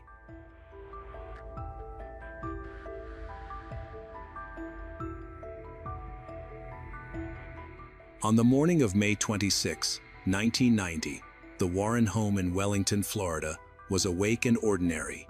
The doorbell rang shortly after 11 o'clock a.m. Outside stood a clown, full makeup, bright costume. In one hand, a bouquet of flowers. In the other, balloons are floating just high enough to be seen from the street. The confirmed fact is stark and uncontested. When Marlene Warren opened the door, she was shot in the face. The gunman fired once, then turned away. Marlene collapsed inside her home. She would die from her injuries 2 days later. The clown walked back to a waiting car and drove off. The atmosphere left behind was not immediate chaos. It was disbelief. A child was present, close enough to see the clown, close enough for the image to lodge permanently in memory. Witnesses would later describe how the attacker did not run, did not shout, did not hesitate. The calm exit mattered. It suggested rehearsal, control, intention. Police arrived at a scene that resisted logic. Flowers on the floor, balloons drifting against the ceiling, blood where a welcome should have been. The disguise was not random. According to investigators, it served multiple purposes: concealment, misdirection, and delay. For a few critical seconds, no one understood what was happening. Those seconds were enough. Investigators began reconstructing the moment backward. Who expected Marlene to answer the door? Who knew her schedule? Who believed a clown would be ignored rather than questioned? The crime did not look spontaneous. It looked staged, down to the costume and the timing. And as the shock settled into procedure, one question pressed harder than the others. If this was planned so carefully, who was the performance really meant for? When violence enters a home, investigators almost always begin with the people closest to the victim. In Marlene Warren's case, that circle was small and immediately defined. She was a wife, a mother, living a structured suburban life in Wellington. There were no signs of forced entry. The door had been opened willingly. That fact alone narrowed the field. According to the investigation file, Marlene was married to Michael Warren. He was not home at the time of the shooting, but his absence did not remove him from scrutiny. Statistically and procedurally, spouses are examined first, not as an accusation, but as a rule of probability. Detectives reviewed his movements, his business dealings, and the dynamics of the marriage as they were understood in 1990. The atmosphere around the family quickly became strained. Grief was present, but so was pressure. Neighbors talked, rumors surfaced. The clown disguise had already distorted public perception, and now suspicion followed a familiar path inward. Investigators explored whether Marlene had conflicts, fears, or recent disputes that could explain a targeted attack. According to publicly available records, there was no evidence she expected danger that morning. What unsettled detectives was not what they found, but what they didn't. No clear threats, no documented stalker, no obvious enemy outside the household. Yet someone had gone to deliberate lengths to approach her front door without resistance. That suggested familiarity, not necessarily personal closeness, but knowledge of routine. As police worked through interviews and early leads, the case settled into an uncomfortable stillness. Everyone closest to Marlene was accounted for, but nothing fully explained the performance at the doorstep. If the answer was within the nearest circle, it was not revealing itself easily, and that raised a deeper question. If those closest could not be immediately tied to the crime, who else had reason and patience to wait behind a painted smile? The investigation moved outward, away from the front door and into the street. What witnesses remembered next became the first fragile thread investigators could pull. According to statements given that day, the clown did not flee on foot. The figure walked calmly to a parked car, got in, and drove away. No screeching tires, no panic, just departure. The fact that mattered was the vehicle. Witnesses described a white Chrysler LeBaron leaving the neighborhood shortly after the shooting. In 1990, before doorbell cameras and license plate readers, such details were both crucial and dangerously incomplete. A car description could anchor an investigation or quietly send it drifting. The atmosphere around this lead was tense but uncertain. Memory under shock is unreliable, and investigators knew it. Still, the consistency across accounts gave the description weight. Police canvassed the area, tracing similar vehicles, checking registrations, asking neighbors what they had seen, what they might have missed. Each answer brought movement, but no arrival. What complicated matters was timing.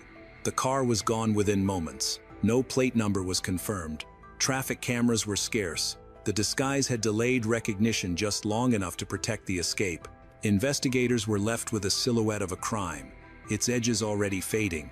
As days passed, the case expanded geographically. Tips came in from outside Wellington. Sightings were reported, then quietly dismissed. The white car became a symbol of absence, proof that the killer had planned not just the approach, but the exit. Whoever wore the costume had thought beyond the doorbell, and that raised a sharper investigative question. If the escape was this controlled, how long had the person behind the wheel been preparing to disappear? As months turned into years, the Warren case slipped into a familiar category: unsolved, but not forgotten. The leads thinned, witness memories softened. The white car was never conclusively traced to a suspect. The clown, once vivid in the public imagination, became a symbol of how easily a case can freeze in place. The confirmed fact is that the investigation was never fully closed. Evidence was preserved. Items linked to the crime, including the clown costume, the flowers, and materials associated with the getaway, were logged and stored. According to investigators, nothing new could be proven with the technology available in the early 1990 seconds. The case waited, quietly, for science to catch up. The atmosphere during those years was one of suspended time. For Marlene's family, there was no resolution, only repetition anniversaries without answers. Headlines that faded and resurfaced. For detectives, the file became heavy with possibilities and frustration. They believed the killer had left traces. They just couldn't read them yet. Decades later, forensic science changed the ground beneath the case. DNA testing methods grew more sensitive. According to publicly reported court records, evidence from the original investigation was re-examined using modern techniques. What once seemed inert began to speak. Allegedly, genetic material linked to items associated with the clown disguise produced results that were no longer ambiguous. This was not a sudden breakthrough. It was a slow warming. Each test narrowed the margin of doubt. Each result reduced the number of plausible explanations. The case that had resisted resolution for nearly 30 years began to shift, not because of a confession or a witness, but because the evidence had been patient, and that reopened a question investigators had learned never to ask lightly. If the science now pointed towards someone they had suspected before, what had time been hiding in plain sight? By the late 2010s, the Warren case no longer lived only in memory. It lived in databases. According to court records and law enforcement statements, the renewed DNA analysis did not point to a stranger pulled from the dark. It pointed back toward a person investigators had scrutinized from the beginning. A familiar figure, now living under a different name. The verified fact is this: in 2017, authorities arrested Sheila Keene Warren, formerly Sheila Keene, in connection with Marlene Warren's murder. At the time of the crime, she had been an acquaintance within the Warrens' orbit. By the time of her arrest, she had moved across state lines, adopted a new surname through marriage, and built a life far from Wellington. The atmosphere surrounding the arrest was restrained but heavy. There was no dramatic chase, no sudden confession, just the quiet collapse of distance. Time, which had once protected anonymity, now worked in reverse. Investigators alleged that DNA evidence connected Sheila Keene Warren to the clown costume used in the killing. The accusation reframed decades of speculation into a single prosecutorial theory. Prosecutors began assembling a narrative of motive, rooted in personal entanglement. According to the state, the crime was not random, nor symbolic, but directed, planned to remove one person from a complicated relationship dynamic. The disguise, they argued, was not theatrical. It was functional. For the family of Marlene Warren, the name change carried its own weight. A suspect had not vanished. She had adapted, lived, moved forward, while the case stood still. The arrest did not erase the years in between, it only exposed them. And as the legal process advanced, one question began to eclipse the rest. After so much time, could a courtroom still deliver a full accounting of what really happened at the door? By the time the case reached a courtroom, it carried the weight of nearly 3 decades. The fact at its center was unavoidable. Prosecutors were preparing to try a murder committed in 1990 with evidence tested in a different century. According to court records, the state of Florida sought a conviction that could result in life in prison without parole. The atmosphere inside the legal process was tense but cautious. This was not a case built on fresh witnesses or immediate confessions. Memories had aged. Some witnesses were no longer available. Physical evidence had been preserved, but every item would be challenged: its handling, its storage, its interpretation. Defense attorneys focused on time itself as their most powerful argument. Prosecutors laid out their theory carefully. They argued that the clown costume was purchased shortly before the killing, that fibers and DNA allegedly linked Sheila Keene Warren to the disguise, and that motive could be inferred from personal relationships documented at the time. The defense countered with uncertainty, alternative explanations, contamination risks, and coincidence layered over decades. As the trial approached, the risk sharpened on both sides. For the state, an acquittal would close the case forever. For the defendant, a conviction meant dying in prison. In 2023, before a jury could weigh the evidence, the case took an unexpected turn. Sheila Keene Warren entered a plea deal. She pleaded guilty to second-degree murder. The sentence, 12 years in prison with credit for time served, meant she would likely be released within months. The trial ended without testimony, without cross-examination, without the ritual of a verdict. The file closed, but not cleanly, and that left a lingering question in the quiet after the plea. When a case ends without being fully told in court, who decides which truths are officially heard? When sentencing was finalized, the math felt unreal. The confirmed fact was this: Sheila Keene Warren received a 12-year sentence, reduced by credits for time already served while awaiting trial. According to Florida Department of Corrections records, she was released in 2023, less than a year after entering her plea. The prison gates closed behind her, then opened again. The atmosphere surrounding her release was subdued, but unsettled. There were no crowds, no public statements from the defendant. For the Warren family, the moment landed differently. 33 years had passed since Marlene Warren opened her front door and never recovered. The passage of time had reshaped faces, aged memories, and reordered lives. Justice, when it arrived, did not resemble the version once imagined. Legally, the case was over. The plea acknowledged responsibility for Marlene's death, but it avoided a public trial. There was no jury verdict weighing evidence in open court. No final narrative tested line by line. What remained were fragments, facts proven, facts admitted, and facts never fully examined. For the family, time had not been something served. It had been something endured. Birthdays missed, holidays without resolution. A crime scene replayed internally while the world moved on. The sentence closed the legal file, but it could not rewind the years Marlene lost, or the years her loved ones spent waiting. The broader system took note. Cold cases rely on patience, preservation, and evolving science, but they also collide with legal realities. Sentencing frameworks measure punishment forward, not backward. They count years behind bars, not decades without answers. And as the headlines faded again, one final question hovered unresolved. When justice arrives late, does it still arrive whole?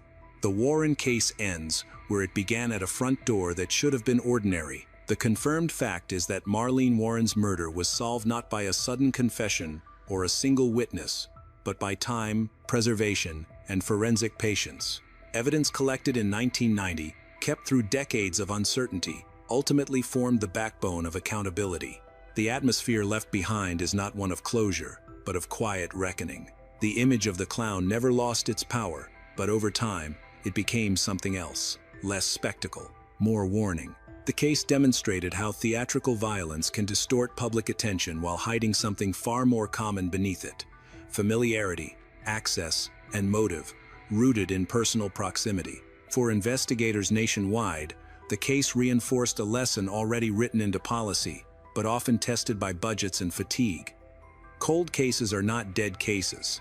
They are suspended ones. The Warren file survived because evidence was not discarded, because advances in DNA science were anticipated, and because someone returned to the questions when technology finally allowed clearer answers. For families of victims, the lesson is more fragile. Justice can arrive altered by time. Plea deals may close cases without telling full stories. Sentences may feel disconnected from loss measured in decades. The system resolves files. Families live with echoes. Marlene Warren is remembered not for how she died, but for what her case revealed: that violence can be disguised as celebration, that truth can wait quietly in storage rooms, and that accountability does not always arrive loudly.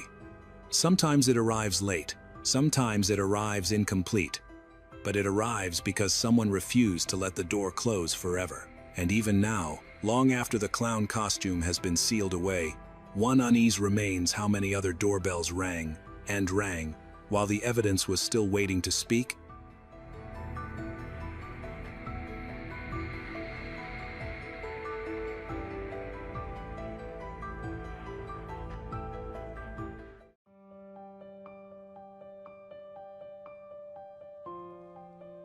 Some disappearances begin not with screams, but with silence. A man doesn't come home. A phone call goes unanswered. As time passes, it becomes a threat. In June 2010, Kevin Mengel, a 33-year-old husband and father of 3, disappeared from his life in Chester County, Pennsylvania. He left no note and showed no signs of wanting to leave. He simply vanished.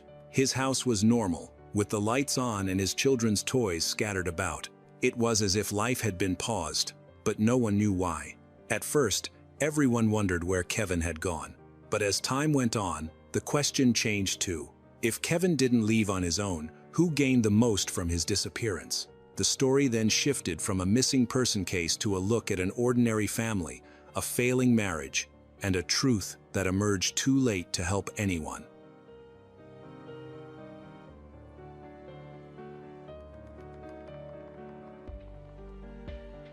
In June 2010, Kevin Mengel, 33 years old, a husband and the father of 3, was reported missing in Chester County, Pennsylvania. At the beginning, the story is small enough to fit inside a kitchen. A man is not home. A phone does not answer. Hours become a full day. Then another. The air changes in the house, not with shouting, but with the kind of silence that makes ordinary objects feel staged. A child's toy was left in the wrong room. A light is still on. The impression of a life paused mid-step. Investigators have to start where police always start. The simplest explanation that can be tested. Adults do leave. Marriages do crack. A missing husband can be a choice or a warning. Early reporting describes that police initially considered the possibility that Kevin had simply left.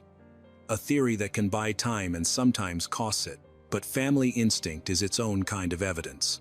People who know Kevin begin pushing against the walked-away idea. In accounts later told publicly, the pressure from relatives does not fade with the first report. It sharpens. They look harder. They listen for inconsistencies.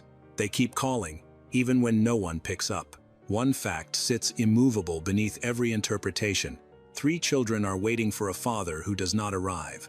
The atmosphere is cold with uncertainty, because missing is a word that pretends time is neutral, when time is the one thing a family cannot afford. And the leading question lands without mercy.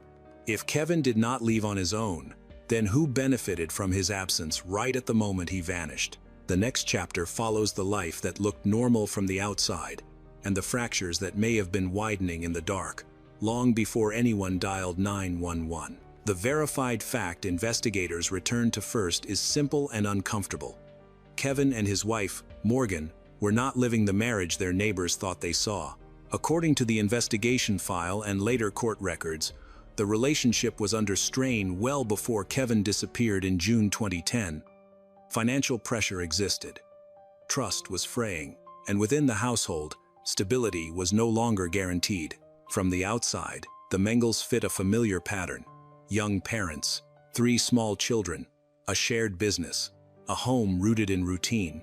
But domestic normalcy is often a performance. Behind closed doors, arguments had reportedly intensified. Friends would later tell investigators that the couple had argued about money and fidelity. These details did not surface immediately. They emerged slowly. As police began reconstructing the weeks before Kevin vanished, the atmosphere during this phase of the investigation is restrained but uneasy. Detectives are careful. A missing person case does not yet grant permission to accuse. Morgan, still legally a wife, presents herself as worried, cooperative, and overwhelmed by the sudden responsibility of caring for 3 children alone. On paper, nothing disqualifies her from sympathy, yet absence creates space, and space invites scrutiny. Investigators begin asking procedural questions that feel invasive, but necessary. When was the last argument? Who saw Kevin last? What was said that morning? Morgan's answers are logged, compared, and revisited. Not because they are immediately incriminating, but because consistency matters. And small discrepancies, timing, tone, detail, have a way of expanding under pressure. At the same time, police examine the alternative explanations. Did Kevin have reason to leave voluntarily?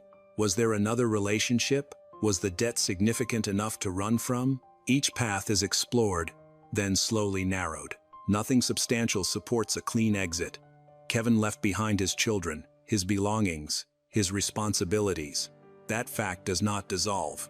The emotional temperature drops further as investigators confront a hard truth. Statistically, when a spouse disappears under unresolved marital conflict, the danger often lives at home. That reality does not accuse. It simply redirects attention, and the leading question becomes unavoidable, pressing against the silence of the house. If the marriage was unraveling, how far had the conflict already gone before Kevin stopped answering his phone? In the next chapter, the investigation drifts outward toward a third presence, entering the orbit of a marriage already under strain. The next verified fact enters the investigation quietly, almost reluctantly. According to court records and later testimony, Morgan was involved in an extramarital relationship at the time of her husband's disappearance. The man's name is Stephen Chappell, an employee connected to the family's landscaping business. His presence does not explode into the case, it seeps in. Affairs, on their own, are not crimes. Investigators know this, but timing is everything. Chappell's connection to Morgan overlaps precisely with the period when the marriage was reportedly deteriorating and Kevin was last seen alive. That overlap changes the geometry of the case.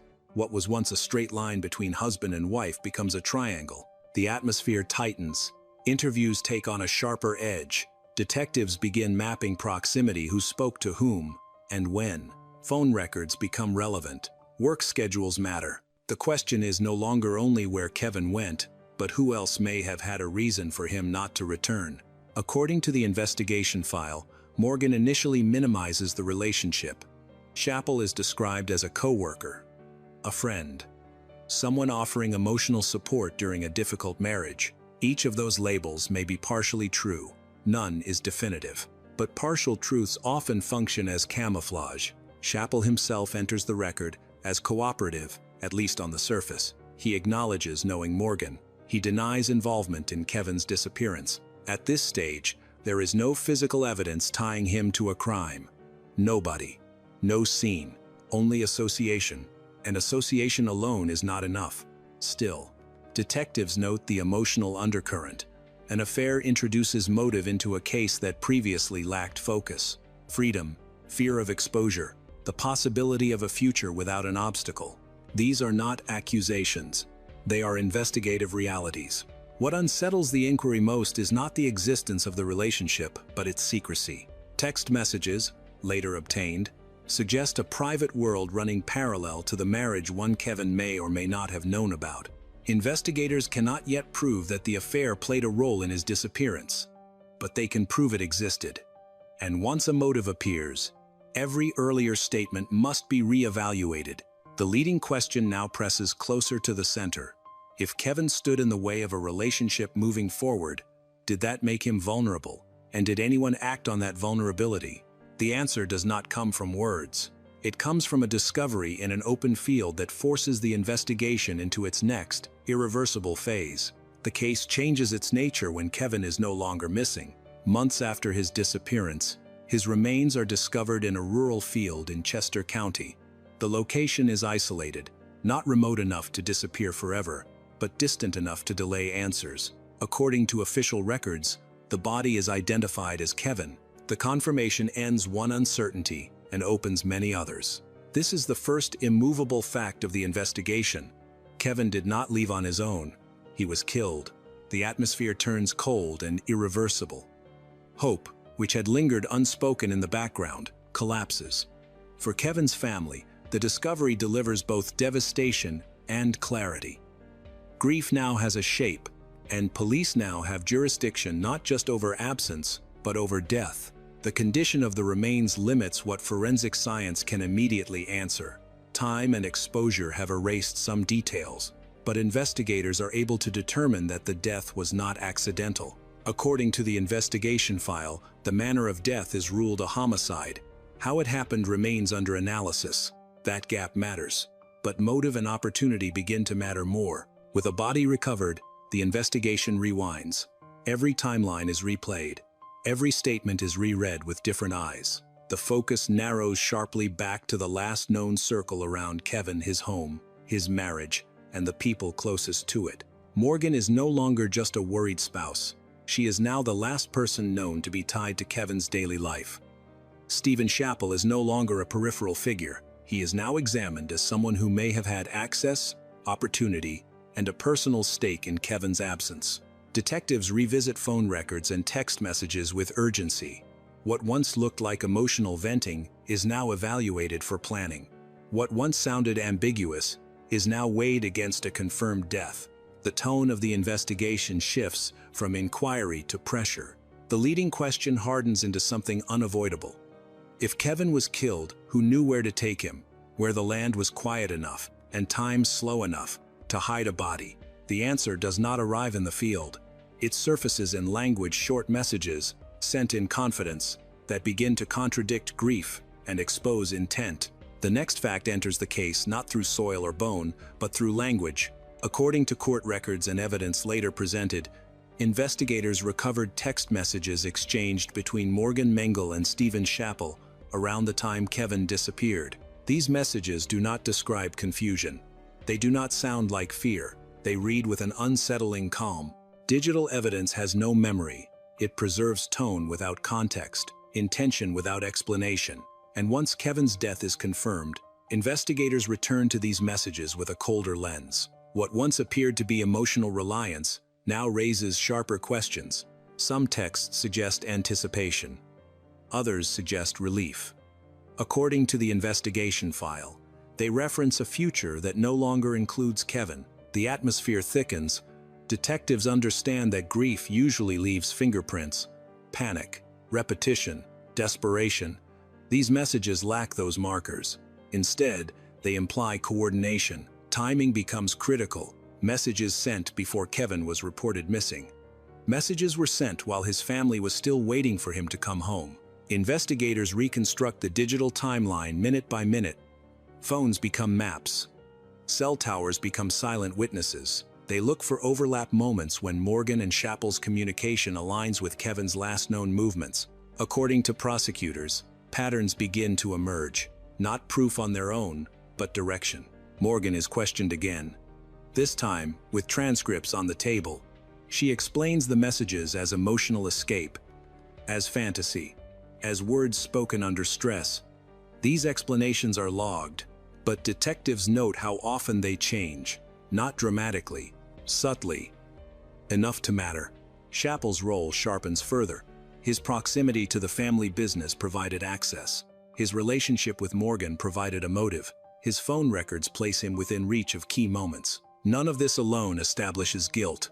Together, it tightens the frame. The emotional temperature shifts from suspicion to confrontation. Investigators are no longer asking whether Kevin Mengel is dead. They are asking how his death was discussed before anyone else knew it had happened. The leading question presses with new weight. If these messages were not expressions of grief, then were they traces of planning, and did the words come before the act? The pressure that follows does not stay inside interrogation rooms. It spills into a public moment, where denial meets accusation face to face. The next confirmed moment does not happen behind mirrored glass or inside a courtroom.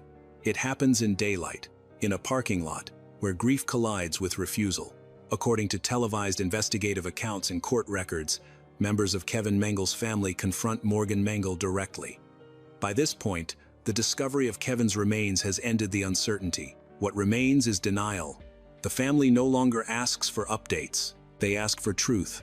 The fact is undisputed. The confrontation is recorded and later referenced as a critical, emotional, and psychological pressure point in the case. Morgan is accused openly, not by police, but by those who knew Kevin best.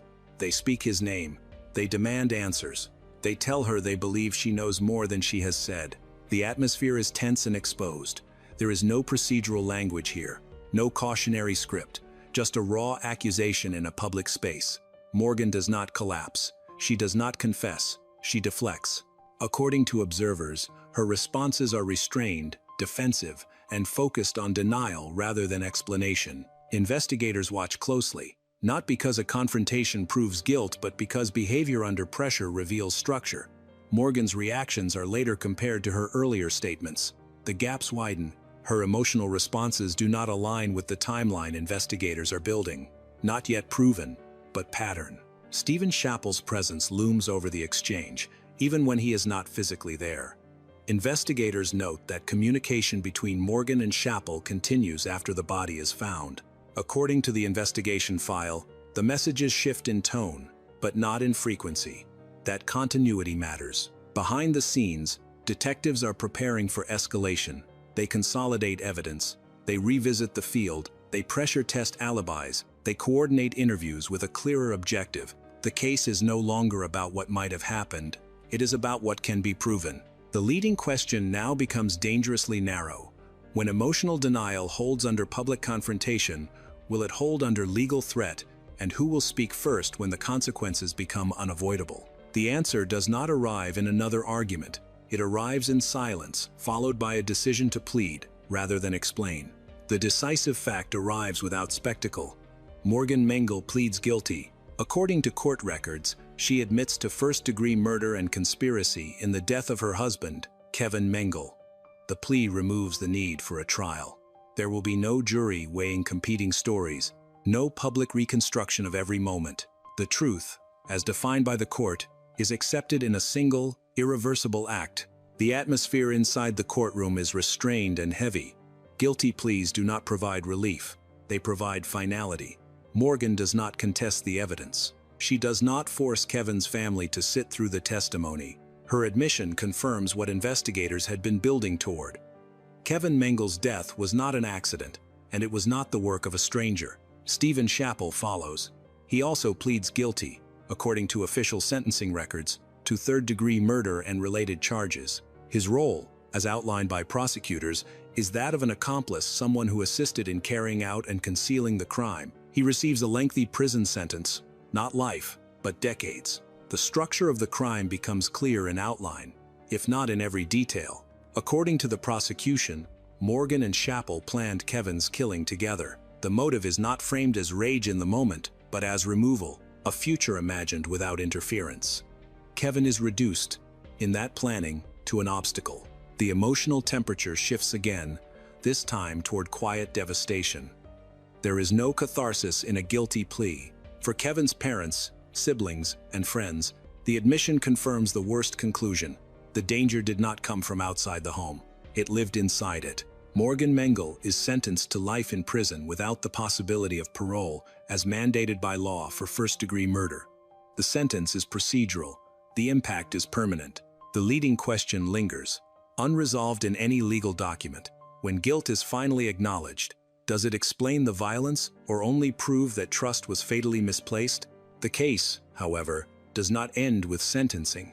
Its consequences ripple outward, toward the children left behind, and toward the systems that failed to see the danger sooner.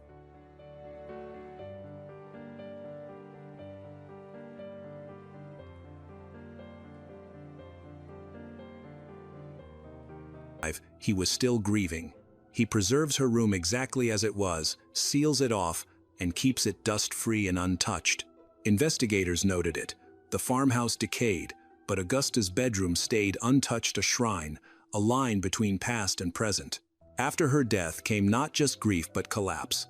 Psychiatrists later said Ed lost his only emotional anchor.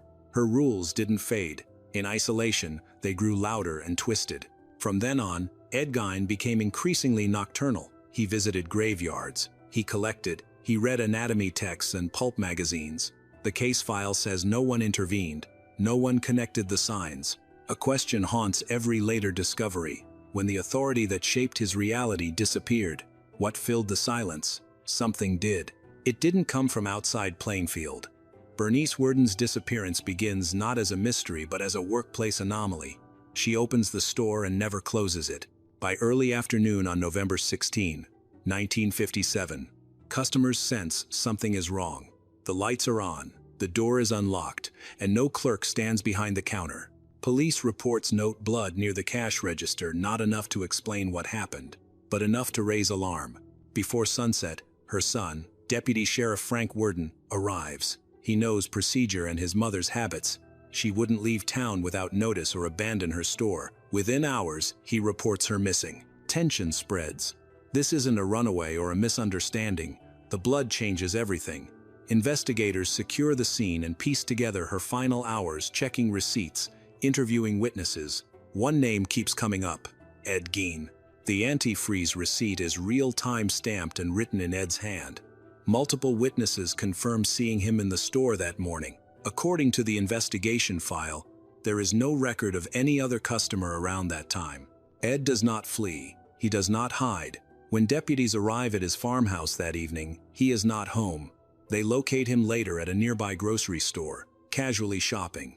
He is cooperative, calm. He offers no resistance when arrested.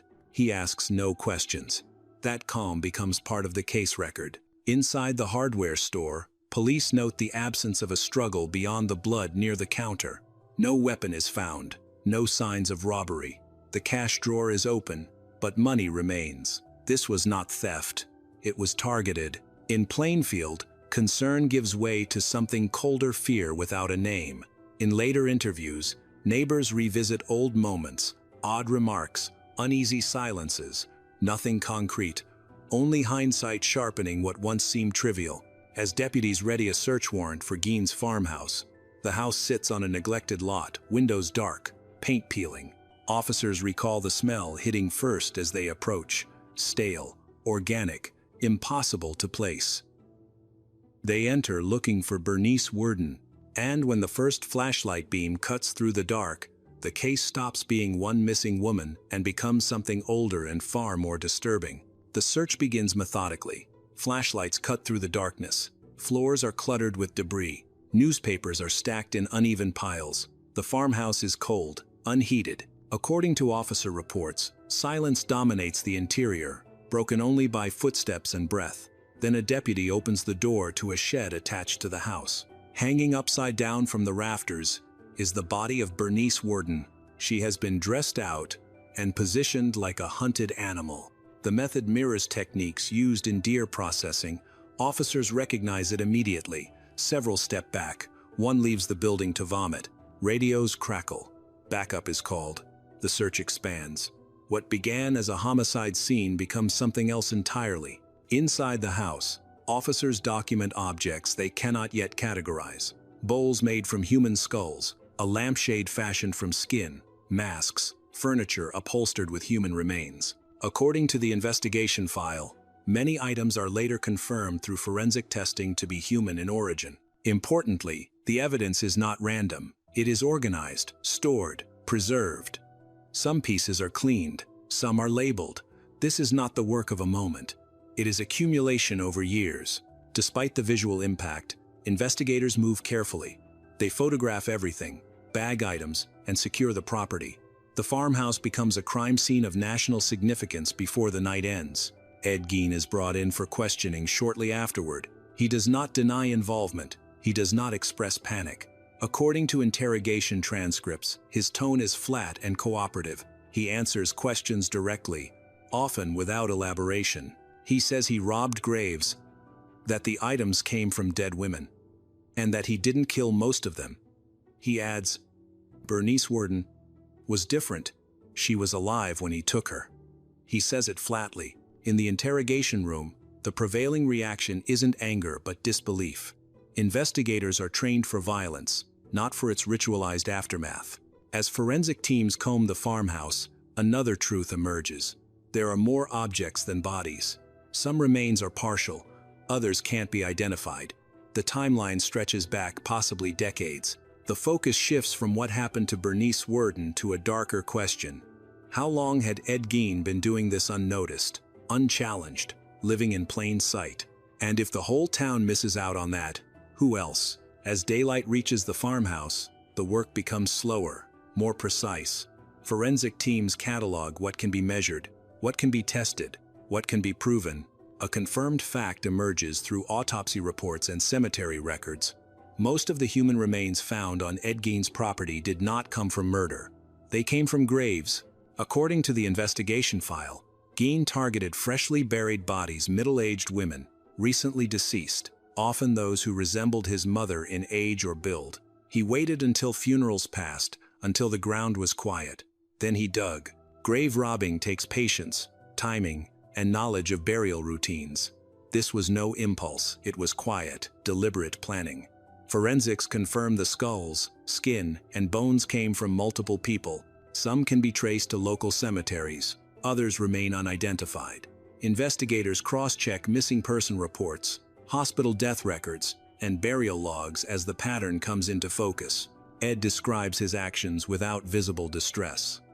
Psychiatrists later note that he separates the act from its consequences. He says he wanted to make a woman's suit to feel close to his mother, not to harm or frighten anyone, and insists the dead did not mind. This is not a justification.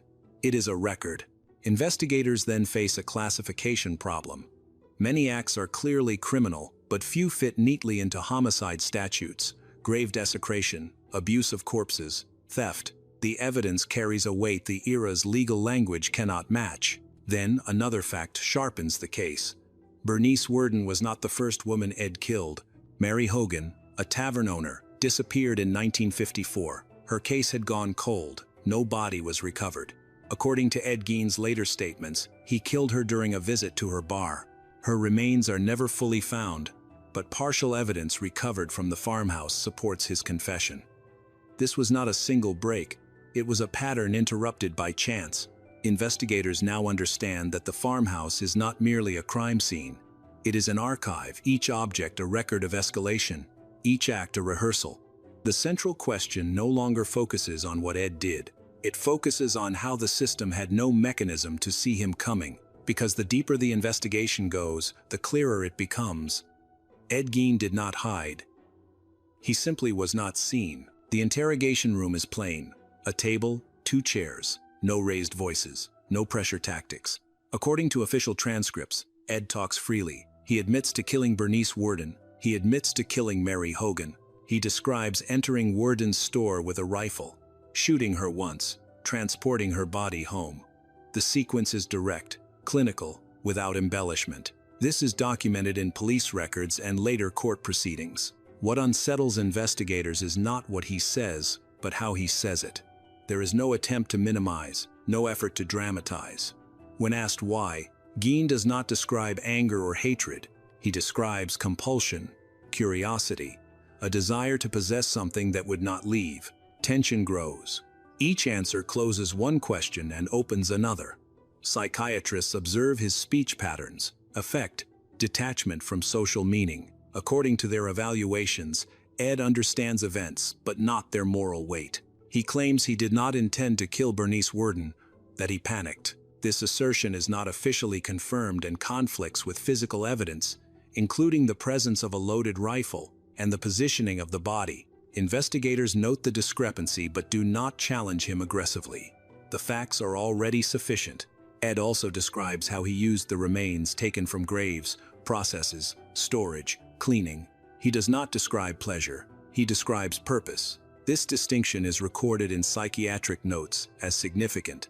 Importantly, he does not confess to additional murders beyond Worden and Hogan. Despite rumors, no further homicides are substantiated. This restraint becomes crucial later, as myth begins to overtake evidence. Investigators now face a different task. The case is no longer about gathering proof. It is about determining whether Ed Gein can stand trial. Psychiatric evaluations are ordered. Multiple doctors examine him independently. Their conclusions align. Ed Gein is legally insane. He cannot distinguish right from wrong in a way that meets the standard for criminal responsibility. What remains is how the law will respond to a man who admits everything and understands almost nothing. The courtroom never fills with spectators expecting testimony. There is no opening statement, no cross-examination, no jury seated to weigh evidence. The Ed Gein case moves forward without the architecture of a traditional trial. For the Worden family, there is no verdict to mark an end. For the town of Plainfield, there is no public reckoning. The case resolves on paper, not in open court. Psychiatric evaluations continue for years. Doctors document delusions tied to identity confusion and maternal fixation. According to medical reports, Ed believed that women's bodies could be used, possessed, and modified to provide security. He is not found to be malingering. Multiple independent assessments reached the same conclusion. In 1968, a decade after his arrest, Ed is deemed competent to stand trial. By then, the case has aged, evidence has been stored, witnesses have moved on or died. Nonetheless, the legal process resumes. He pleads not guilty by reason of insanity. The trial is brief, clinical. The facts are not disputed. The defense does not attempt to reinterpret evidence. The prosecution does not seek spectacle. The jury deliberates for less than an hour. Ed Gein is found not guilty by reason of insanity for the murder of Bernice Worden. He is returned to state custody, this time to the Mendota Mental Health Institute. He remains institutionalized for the rest of his life. No parole hearings, no appeals that alter the outcome. The feeling left behind is not closure, it is suspension. Justice, in its conventional form, never arrives. Accountability is acknowledged, but punishment is redirected into containment. The farmhouse is burned years later, reportedly by an arsonist.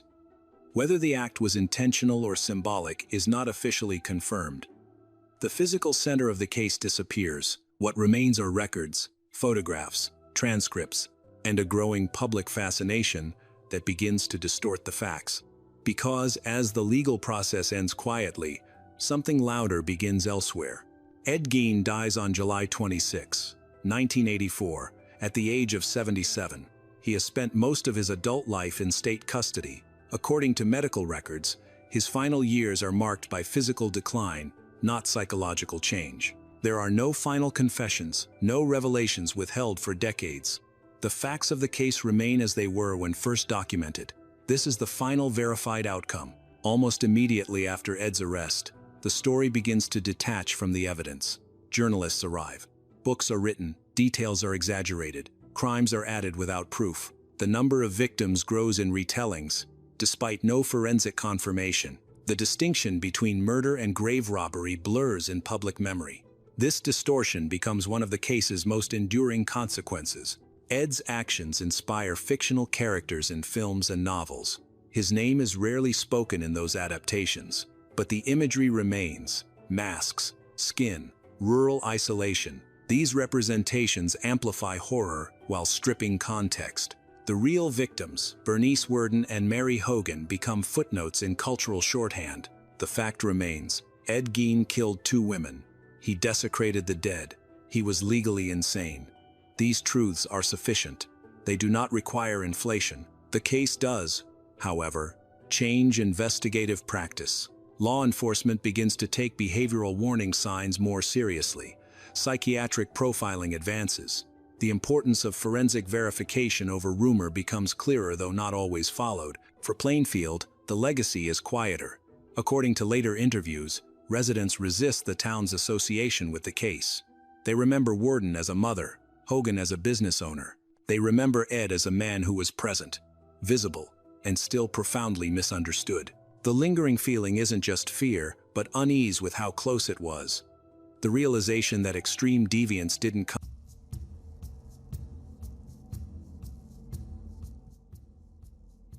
What if the authorities knew a man was likely to kill, yet failed to prevent another murder? On March 17, 2014, Cherilee Shannan, terrified of Paul O'Hara, reported her fears to the police. They visited her home, listened to her concerns, and made a record of her statement. It seemed like help had arrived just in the nick of time. However, the police didn't fully grasp the danger Paul O'Hara posed. Within moments, the situation escalated rapidly. O'Hara forced his way into Cherilee's home, and violence erupted.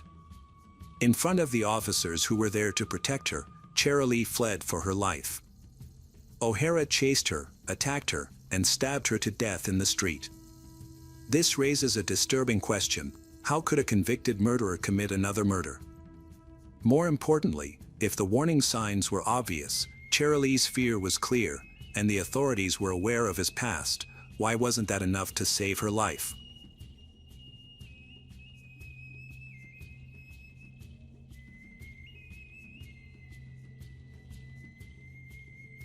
On March 17, 2014, Cherilee Shannan reported her fear of Paul O'Hara to the police at her home in Rawtenstall, Lancashire. She had been silent about the abuse until then. The investigation later showed she was explicitly afraid, not just uncertain or conflicted. This detail would prove significant.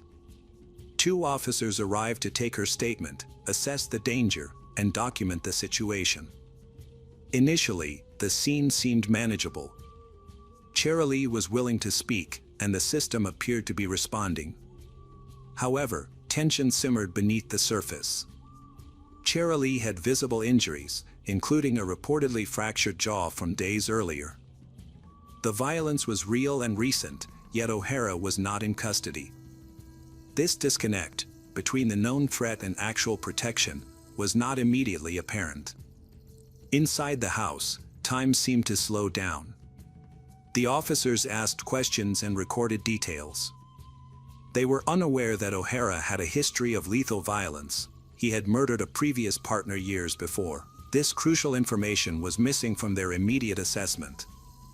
Suddenly, the calm was shattered. O'Hara arrived unexpectedly.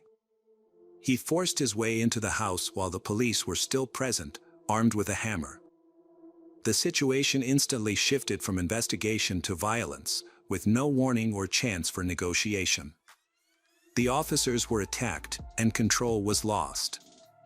Cherilee fled into the street, instinctively seeking safety in a public space. But she was not safe there. O'Hara followed her, and the attack continued in plain sight. Witnesses later described the speed and chaos, feeling helpless to intervene. Then, the fatal act occurred. O'Hara repeatedly stabbed Cherilee.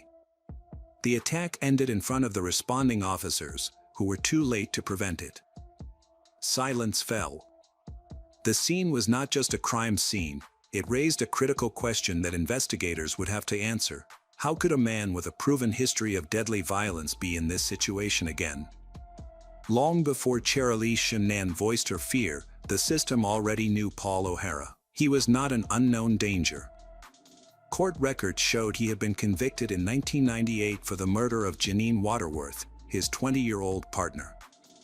The murder was violent and sustained, not a momentary lapse of control. He was sentenced to life imprisonment, recognizing the serious threat he posed. That should have been the end of his freedom. But it wasn't. Years passed. Inside prison, O'Hara's behavior was monitored, recorded, and analyzed.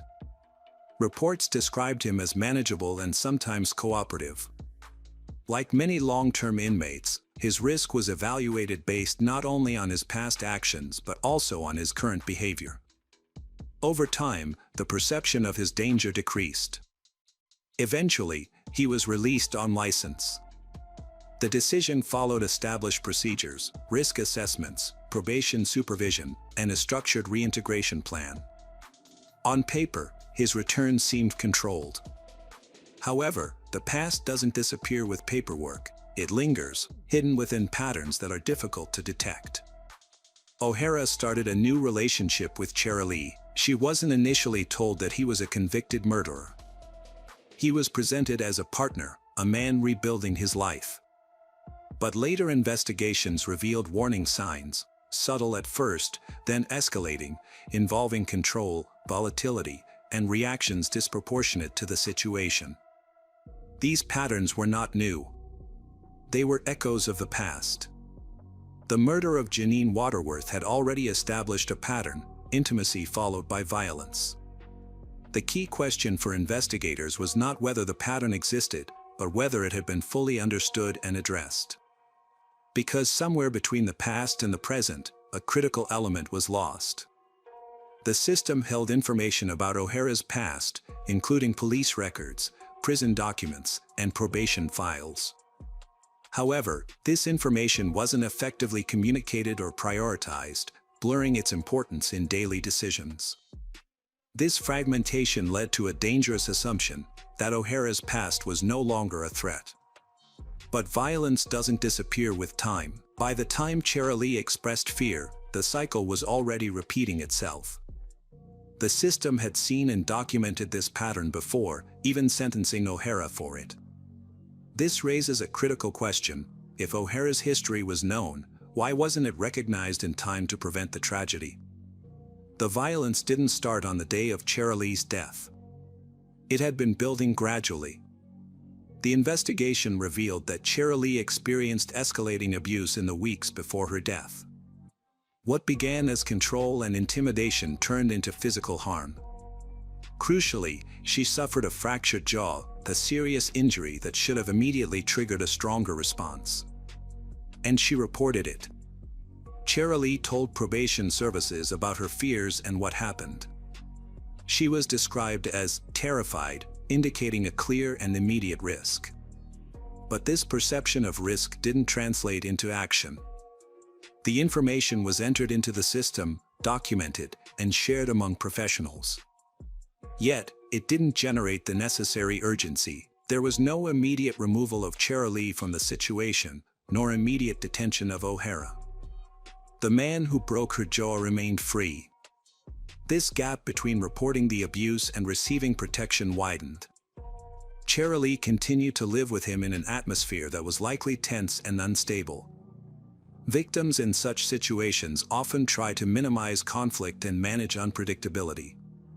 But these adjustments only delay, not stop, the escalation of violence.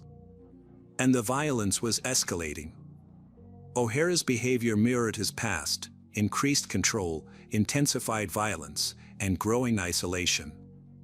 These were familiar warning signs, consistent with his previous conviction.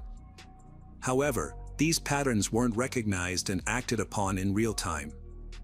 By the time police were called on March 17th, the situation had already reached a critical point. Physical injury, expressed fear, and a prior conviction all pointed to a clear risk.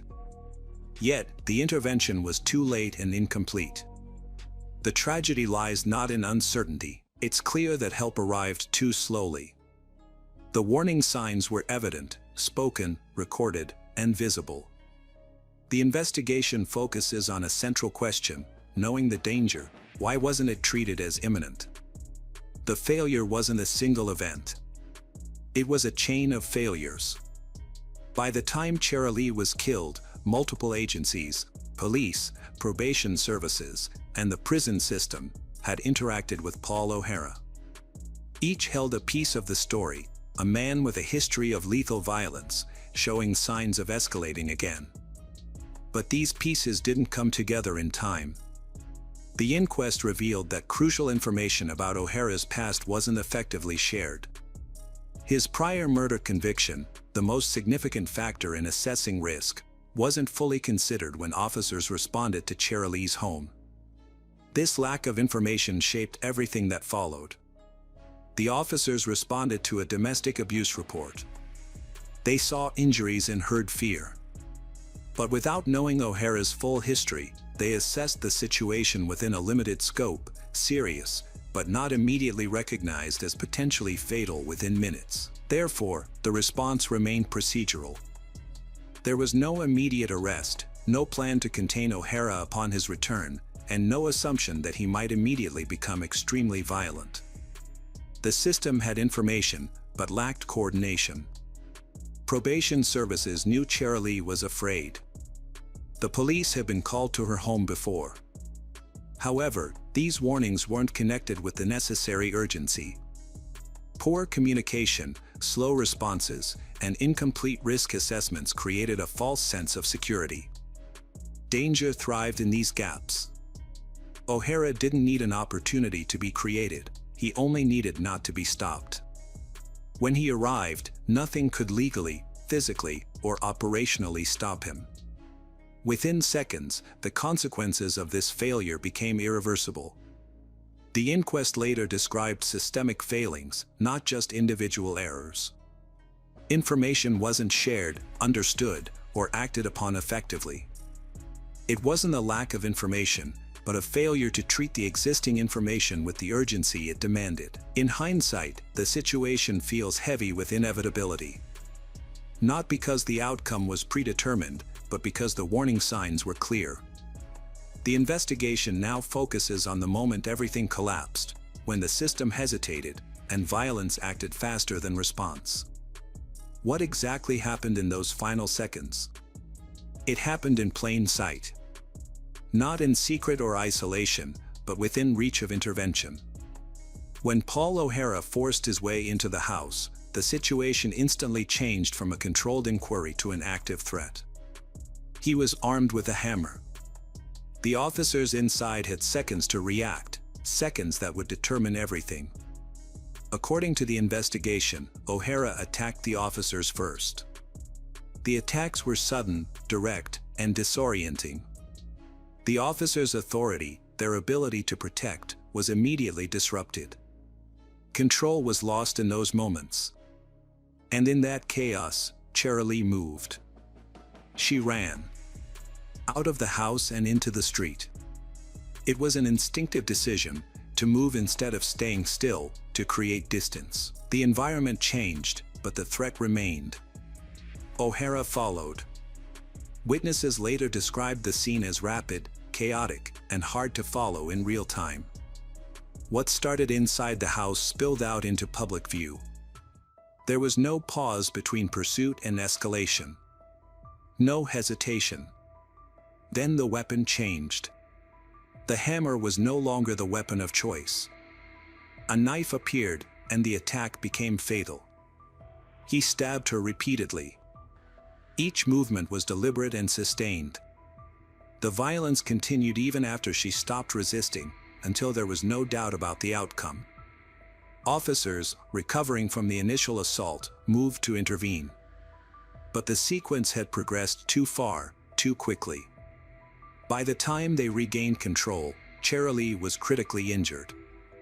The street, moments earlier an ordinary residential area, became a crime scene. Silence followed, but not immediately. It arrived slowly, as shock set in and the reality of what had happened became undeniable. She died from her injuries. The presence of police wasn't enough. The response wasn't fast enough to match the threat. And the attack, carried out in the open, proved it was not unpredictable. It was direct, immediate, and unstoppable once it began. The investigation now shifts beyond prevention and into consequence. After the violence ended, how quickly did the system respond, and what did it do with the man who had done this before? The violence ended as suddenly as it began. In the immediate aftermath, there was no escape. Paul O'Hara didn't run away or disappear in the confusion. He remained at the scene, contained, surrounded, and quickly overpowered by officers who had just witnessed the attack. This wasn't a man who needed to be hunted down. He was already caught. Emergency services arrived. Cherilee Shenan was treated at the scene and then taken for urgent medical care. But her injuries were too severe. Despite their efforts, she died shortly after. The attempt to save her life only confirmed the loss. And with that, the case shifted from prevention to prosecution. O'Hara was arrested at the scene. There was no question of his involvement. The evidence was immediate, direct, and witnessed. Officers had seen the escalation and had been attacked themselves. There would be no need to reconstruct events. The crime had unfolded before them. But the clarity of the action doesn't lessen the weight of the context. As investigators officially started their work, O'Hara's past became a major focus. His previous murder conviction, once a minor detail, was now seen as crucial. It wasn't just history, it suggested a pattern of behavior. There were no complicated lies to disprove or missing timeframes to figure out. Instead, the focus was on documenting the evidence, filing charges, and legally defining the crime. The question wasn't who did it, but how was this allowed to happen again? He was charged with murder. The evidence was overwhelming: eyewitness accounts, police officer statements, and physical evidence from the crime scene. The case progressed smoothly, unlike many investigations. However, a deeper sense of unease lingered. This wasn't the first time the legal system had dealt with Paul O'Hara in connection with a deadly act. His arrest, while immediate, felt like a repeat occurrence, the second death linked to the same person. Therefore, as the legal process moved forward, the main question wasn't about his guilt. It was about acknowledging a pattern. Would the court treat this as an isolated incident or as a continuation of a pattern already established in his previous conviction? The court didn't need to look for uncertainty. It needed to address the repeated behavior. When Paul O'Hara was tried for Cherilee Shannon's murder, the facts were clear. The attack was witnessed, and the sequence of events was undisputed. No one questioned that he was the killer. But this trial involved more than just the evidence. It involved his history. O'Hara's previous conviction for Janine Waterworth's murder was presented not just as background information, but as crucial context. This wasn't a first offense or a one-time escalation. The prosecution argued it was a second act in a pattern of deadly violence against women he was close to. The courtroom atmosphere reflected the seriousness of the situation, controlled and focused. But underneath, there was a growing awareness that the system had encountered this man before, judged him capable of killing, and still allowed him to be free. Now, they were facing the consequences of that decision. Medical evidence confirmed the severity of the attack: multiple stab wounds and sustained force. The injuries matched the descriptions from witnesses and officers, an assault that continued even after she couldn't resist. This wasn't a brief loss of control, but prolonged violence. According to court records, the defense didn't dispute the basic facts. There was no other suspect, and no denial strong enough to break the chain of evidence. Instead, the defense focused on factors that might lessen his punishment, such as his mental state, the circumstances, and interpretations of his intent. But the pattern of violence remained clear. The judge directly addressed it. O'Hara was described as a very dangerous man. This wasn't based only on the current crime, but on the repeated pattern of his behavior. The previous life sentence hadn't prevented him from reoffending, and it hadn't permanently eliminated the risk he posed. Now, the court had to ensure that this failure wouldn't happen again. The sentence reflected this understanding: life imprisonment, with a minimum term reflecting both the brutality of the crime and his history of violence. This time, the court's decision seemed final. There was no assumption that he could be rehabilitated or safely returned to society. Only containment. As the proceedings ended, the legal system had given its answer to the crime. But outside the courtroom, a question remained that no sentence could fully resolve. If he was already known to be dangerous, why did it take another death for that to be treated as a permanent truth? After the sentence, the media attention faded. What remained was the void left by Cherilee Shannon's death. For her family, the case didn't end with the verdict. It became a quiet, heavy burden, a life forever changed by a moment that should have been prevented.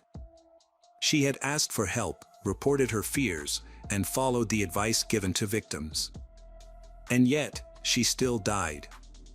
The inquest that followed focused on the systemic failures that led to the event, rather than the event itself, which was already understood.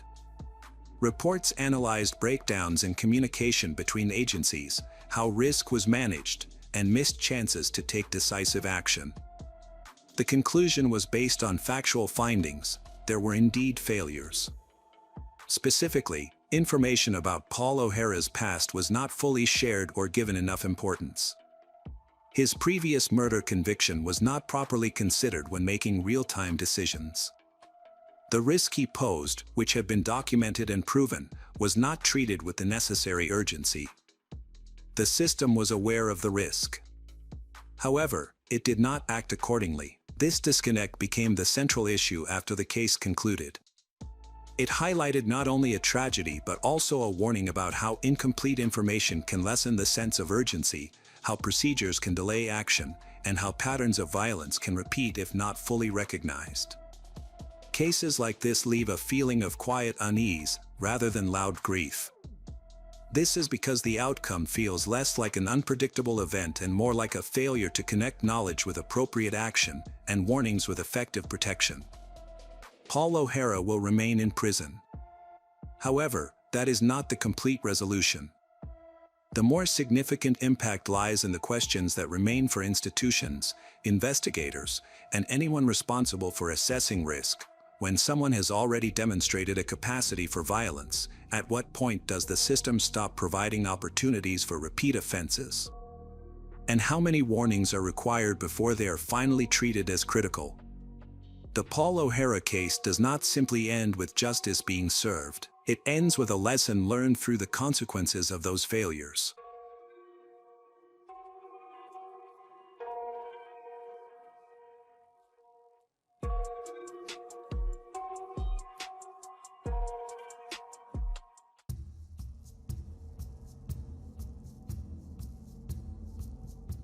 Ellen Ellie Wake grew up in the quiet suburb of West Chester, Ohio, admired for her kindness and outgoing personality.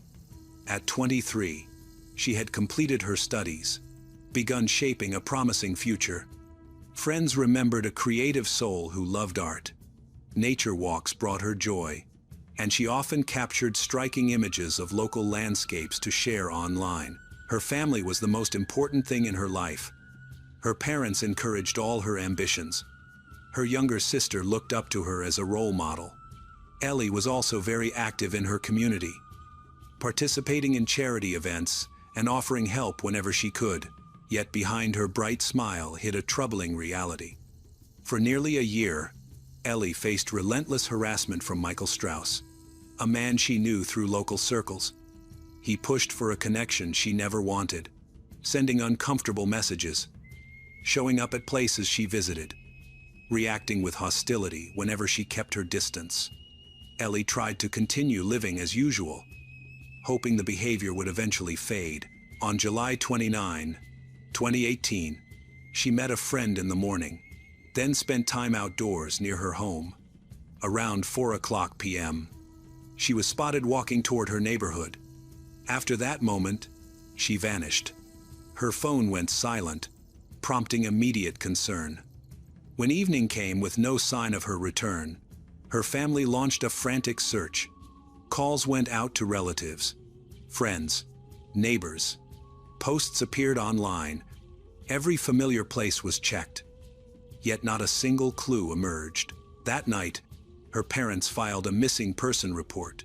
From that moment, a case began that would shake West Chester's close-knit community and later become one of the region's most disturbing investigations. Police initiated their work by interviewing those closest to Ellie. They learned she had made no plans to leave town or meet anyone unexpected. Search teams quickly searched parks, wooded trails, and abandoned areas, all places Ellie liked to go.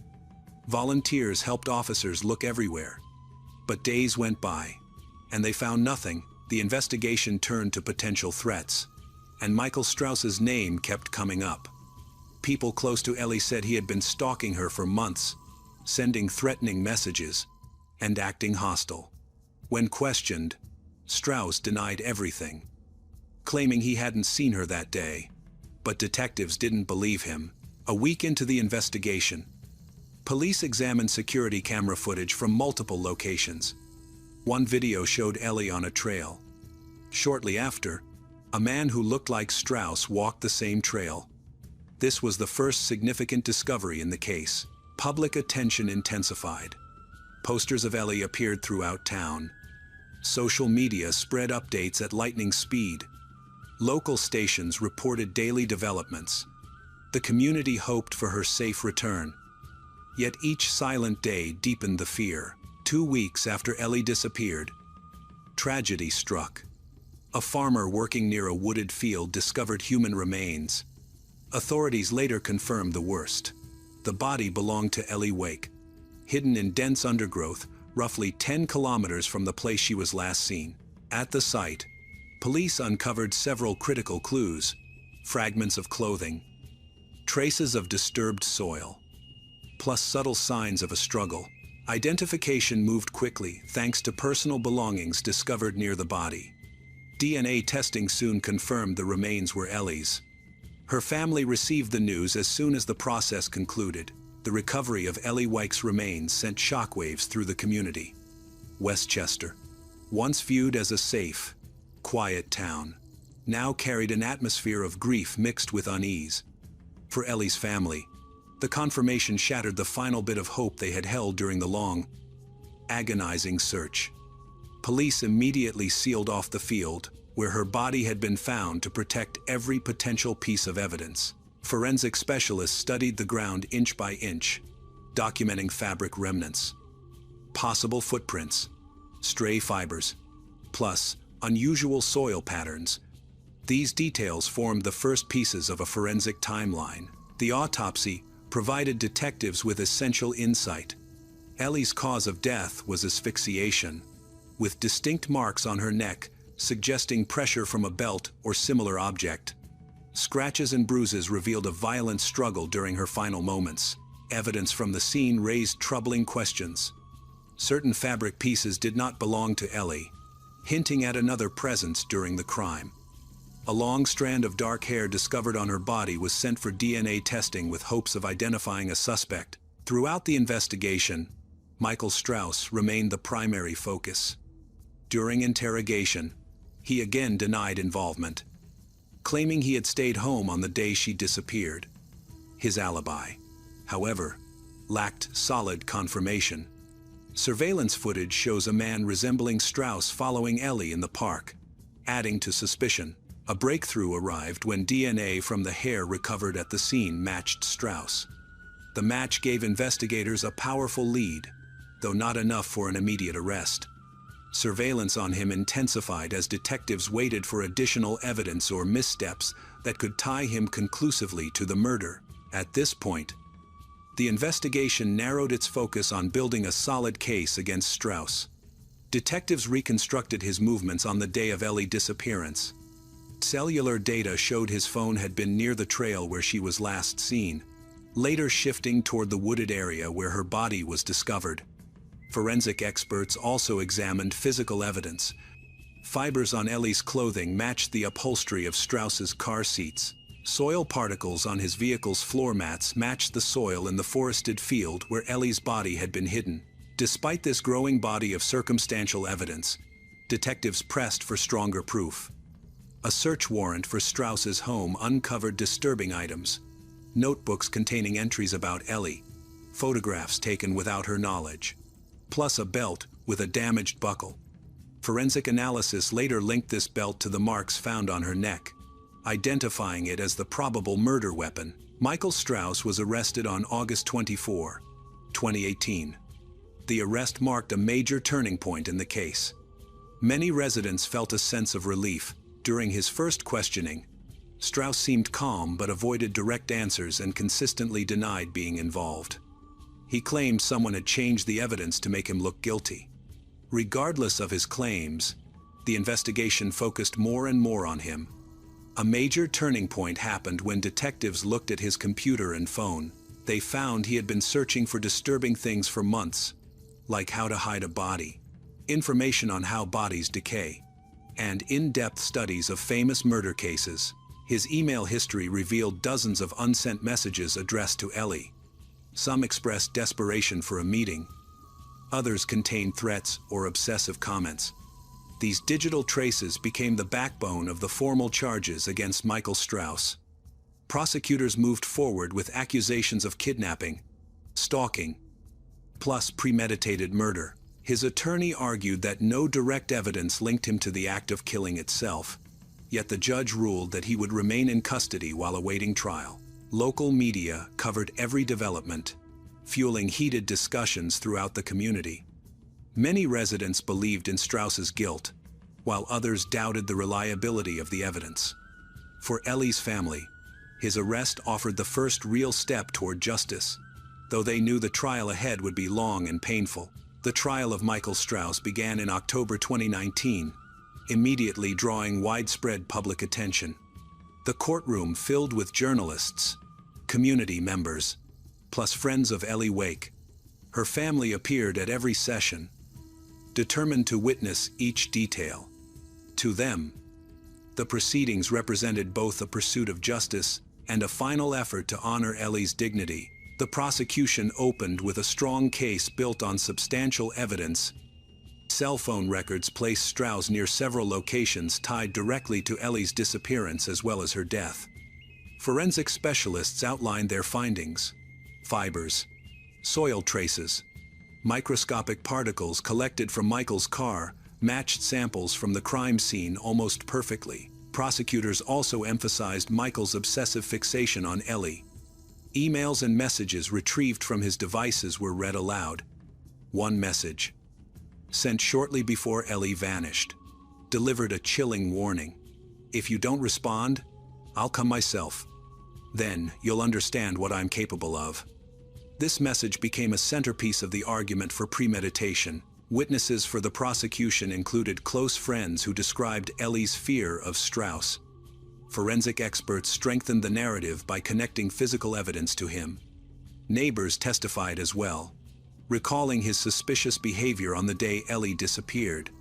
Several remembered seeing him return home visibly shaken, followed by meticulous cleaning of his car the next morning. The defense attempted to undermine the prosecution's case by highlighting gaps and questioning the strength of circumstantial evidence.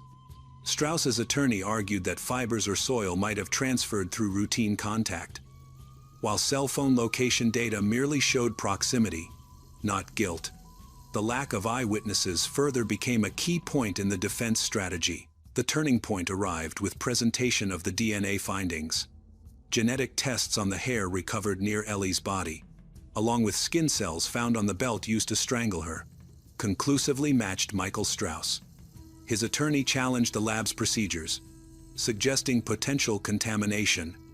But the court dismissed these claims due to lack of credible support. Defense witnesses failed to shift the jury's perspective.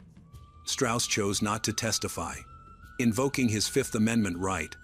The decision sparked mixed reactions. Prosecutors portrayed it as silent acknowledgement of guilt, whereas the defense insisted it was a tactical choice to avoid risks during cross-examination. The trial lasted 6 weeks. More than 20 witnesses testified, supported by extensive forensic evidence, digital records, plus expert analysis. Closing arguments were emotionally charged. The prosecution demanded the harshest possible sentence, emphasizing the brutality and calculated nature of the crime. The defense maintained that reasonable doubt still existed. After 3 days of deliberation, the jury reached a unanimous decision. Michael Strauss was found guilty of first-degree murder, kidnapping, plus stalking. The judge then scheduled a sentencing hearing. Ellie Wake's family waited for justice, fully aware that no sentence could ever restore their daughter's life. The people of Westchester, still shaken by the horrific crime that disrupted their peaceful town, hoped for a punishment severe enough to reflect the enormity of the act while offering some measure of closure. During the sentencing hearing, the prosecution sought the harshest outcome: life imprisonment without parole. The prosecutor highlighted the calculated nature of Michael Strauss's actions, the months of fear he imposed on Ellie through relentless stalking, plus the permanent void left in her family's lives. Ellie had been robbed of her chance to grow, dream, pursue happiness. Michael Strauss was sentenced on April 17, 2019, in Butler County District Court in Hamilton. He received a prison sentence of 15 years to life for Ellie Wake's murder, 18 months for stalking, and 12 months for abuse of a corpse. The sentences will run consecutively. The courtroom response was overwhelming. Ellie's family wept, clinging to each other as they struggled through a mixture of relief and heartbreak. Justice had been served, yet their loss remained immeasurable. Strauss kept an expressionless face, the same detached demeanor he maintained throughout the trial. The community welcomed the verdict. Messages supporting the Wake family spread across social media, praising investigators as well as the prosecution team. Still, the case ignited broader conversations about how such a tragedy might have been prevented. Ellie's story exposed the far-reaching impact of stalking, prompting many to question weaknesses in the system meant to protect victims. Determined to create meaningful change, Ellie's family launched a campaign advocating reforms to Ohio's laws. They pushed for stronger penalties for stalking, improved protections for victims, plus quicker access to restraining orders. Months after the trial ended, Ohio passed a legislative amendment known as Ellie's Law.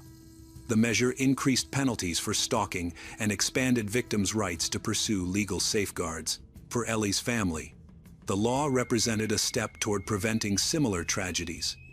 Michael Strauss's fate was sealed, yet Ellie's legacy continued to resonate. Her case stood as a powerful reminder to Westchester residents, a warning about the dangers of unchecked fixation, and a testament to the strength of a community united for safety and justice. After the trial, Ellie's family and friends devoted themselves to preserving her memory through projects centered on awareness and prevention. They hope to honor her life while helping others who faced similar threats. In June 2020, 1 year after her disappearance, a memorial was installed in the park where she was last seen. A small marble plaque displayed her portrait with the inscription, "In memory of a radiant soul who will forever remain in our hearts, may her story inspire us to protect one another." Visitors often decorated the site with flowers or candles, creating a place of quiet reflection. Her family also established the Ellie Wyke Memorial Fund, which supports victims of stalking. The foundation offered legal guidance, counseling services, plus financial assistance. Funding came from annual community events such as marathons, auctions, or benefit concerts. At the college where Ellie studied, a scholarship for graphic design students was established in her name. It supported talented artists who shared Ellie's passion for creativity. Each year, during the award ceremony, Ellie's parents delivered heartfelt speeches about her dreams and the lasting influence she left behind. Ellie's story spread far beyond her hometown. Her name became linked with new efforts to combat stalking nationwide. Documentaries, podcasts, plus written features chronicled her case, encouraging the public to recognize early warning signs of danger and seek help before it was too late. Years after the tragedy, the Wake family slowly found the strength to move forward while keeping Ellie's memory alive. They remembered her as a warm, vibrant young woman whose presence uplifted those around her. Their advocacy efforts helped raise public awareness about stalking, along with the urgent need to support individuals facing similar threats. Ellie's story became a powerful reminder of how one life can leave a lasting imprint on the world. Her memory survives in the hearts of those who loved her, in the laws now protecting countless others, plus in every person whose sense of security or hope has been renewed because of her legacy.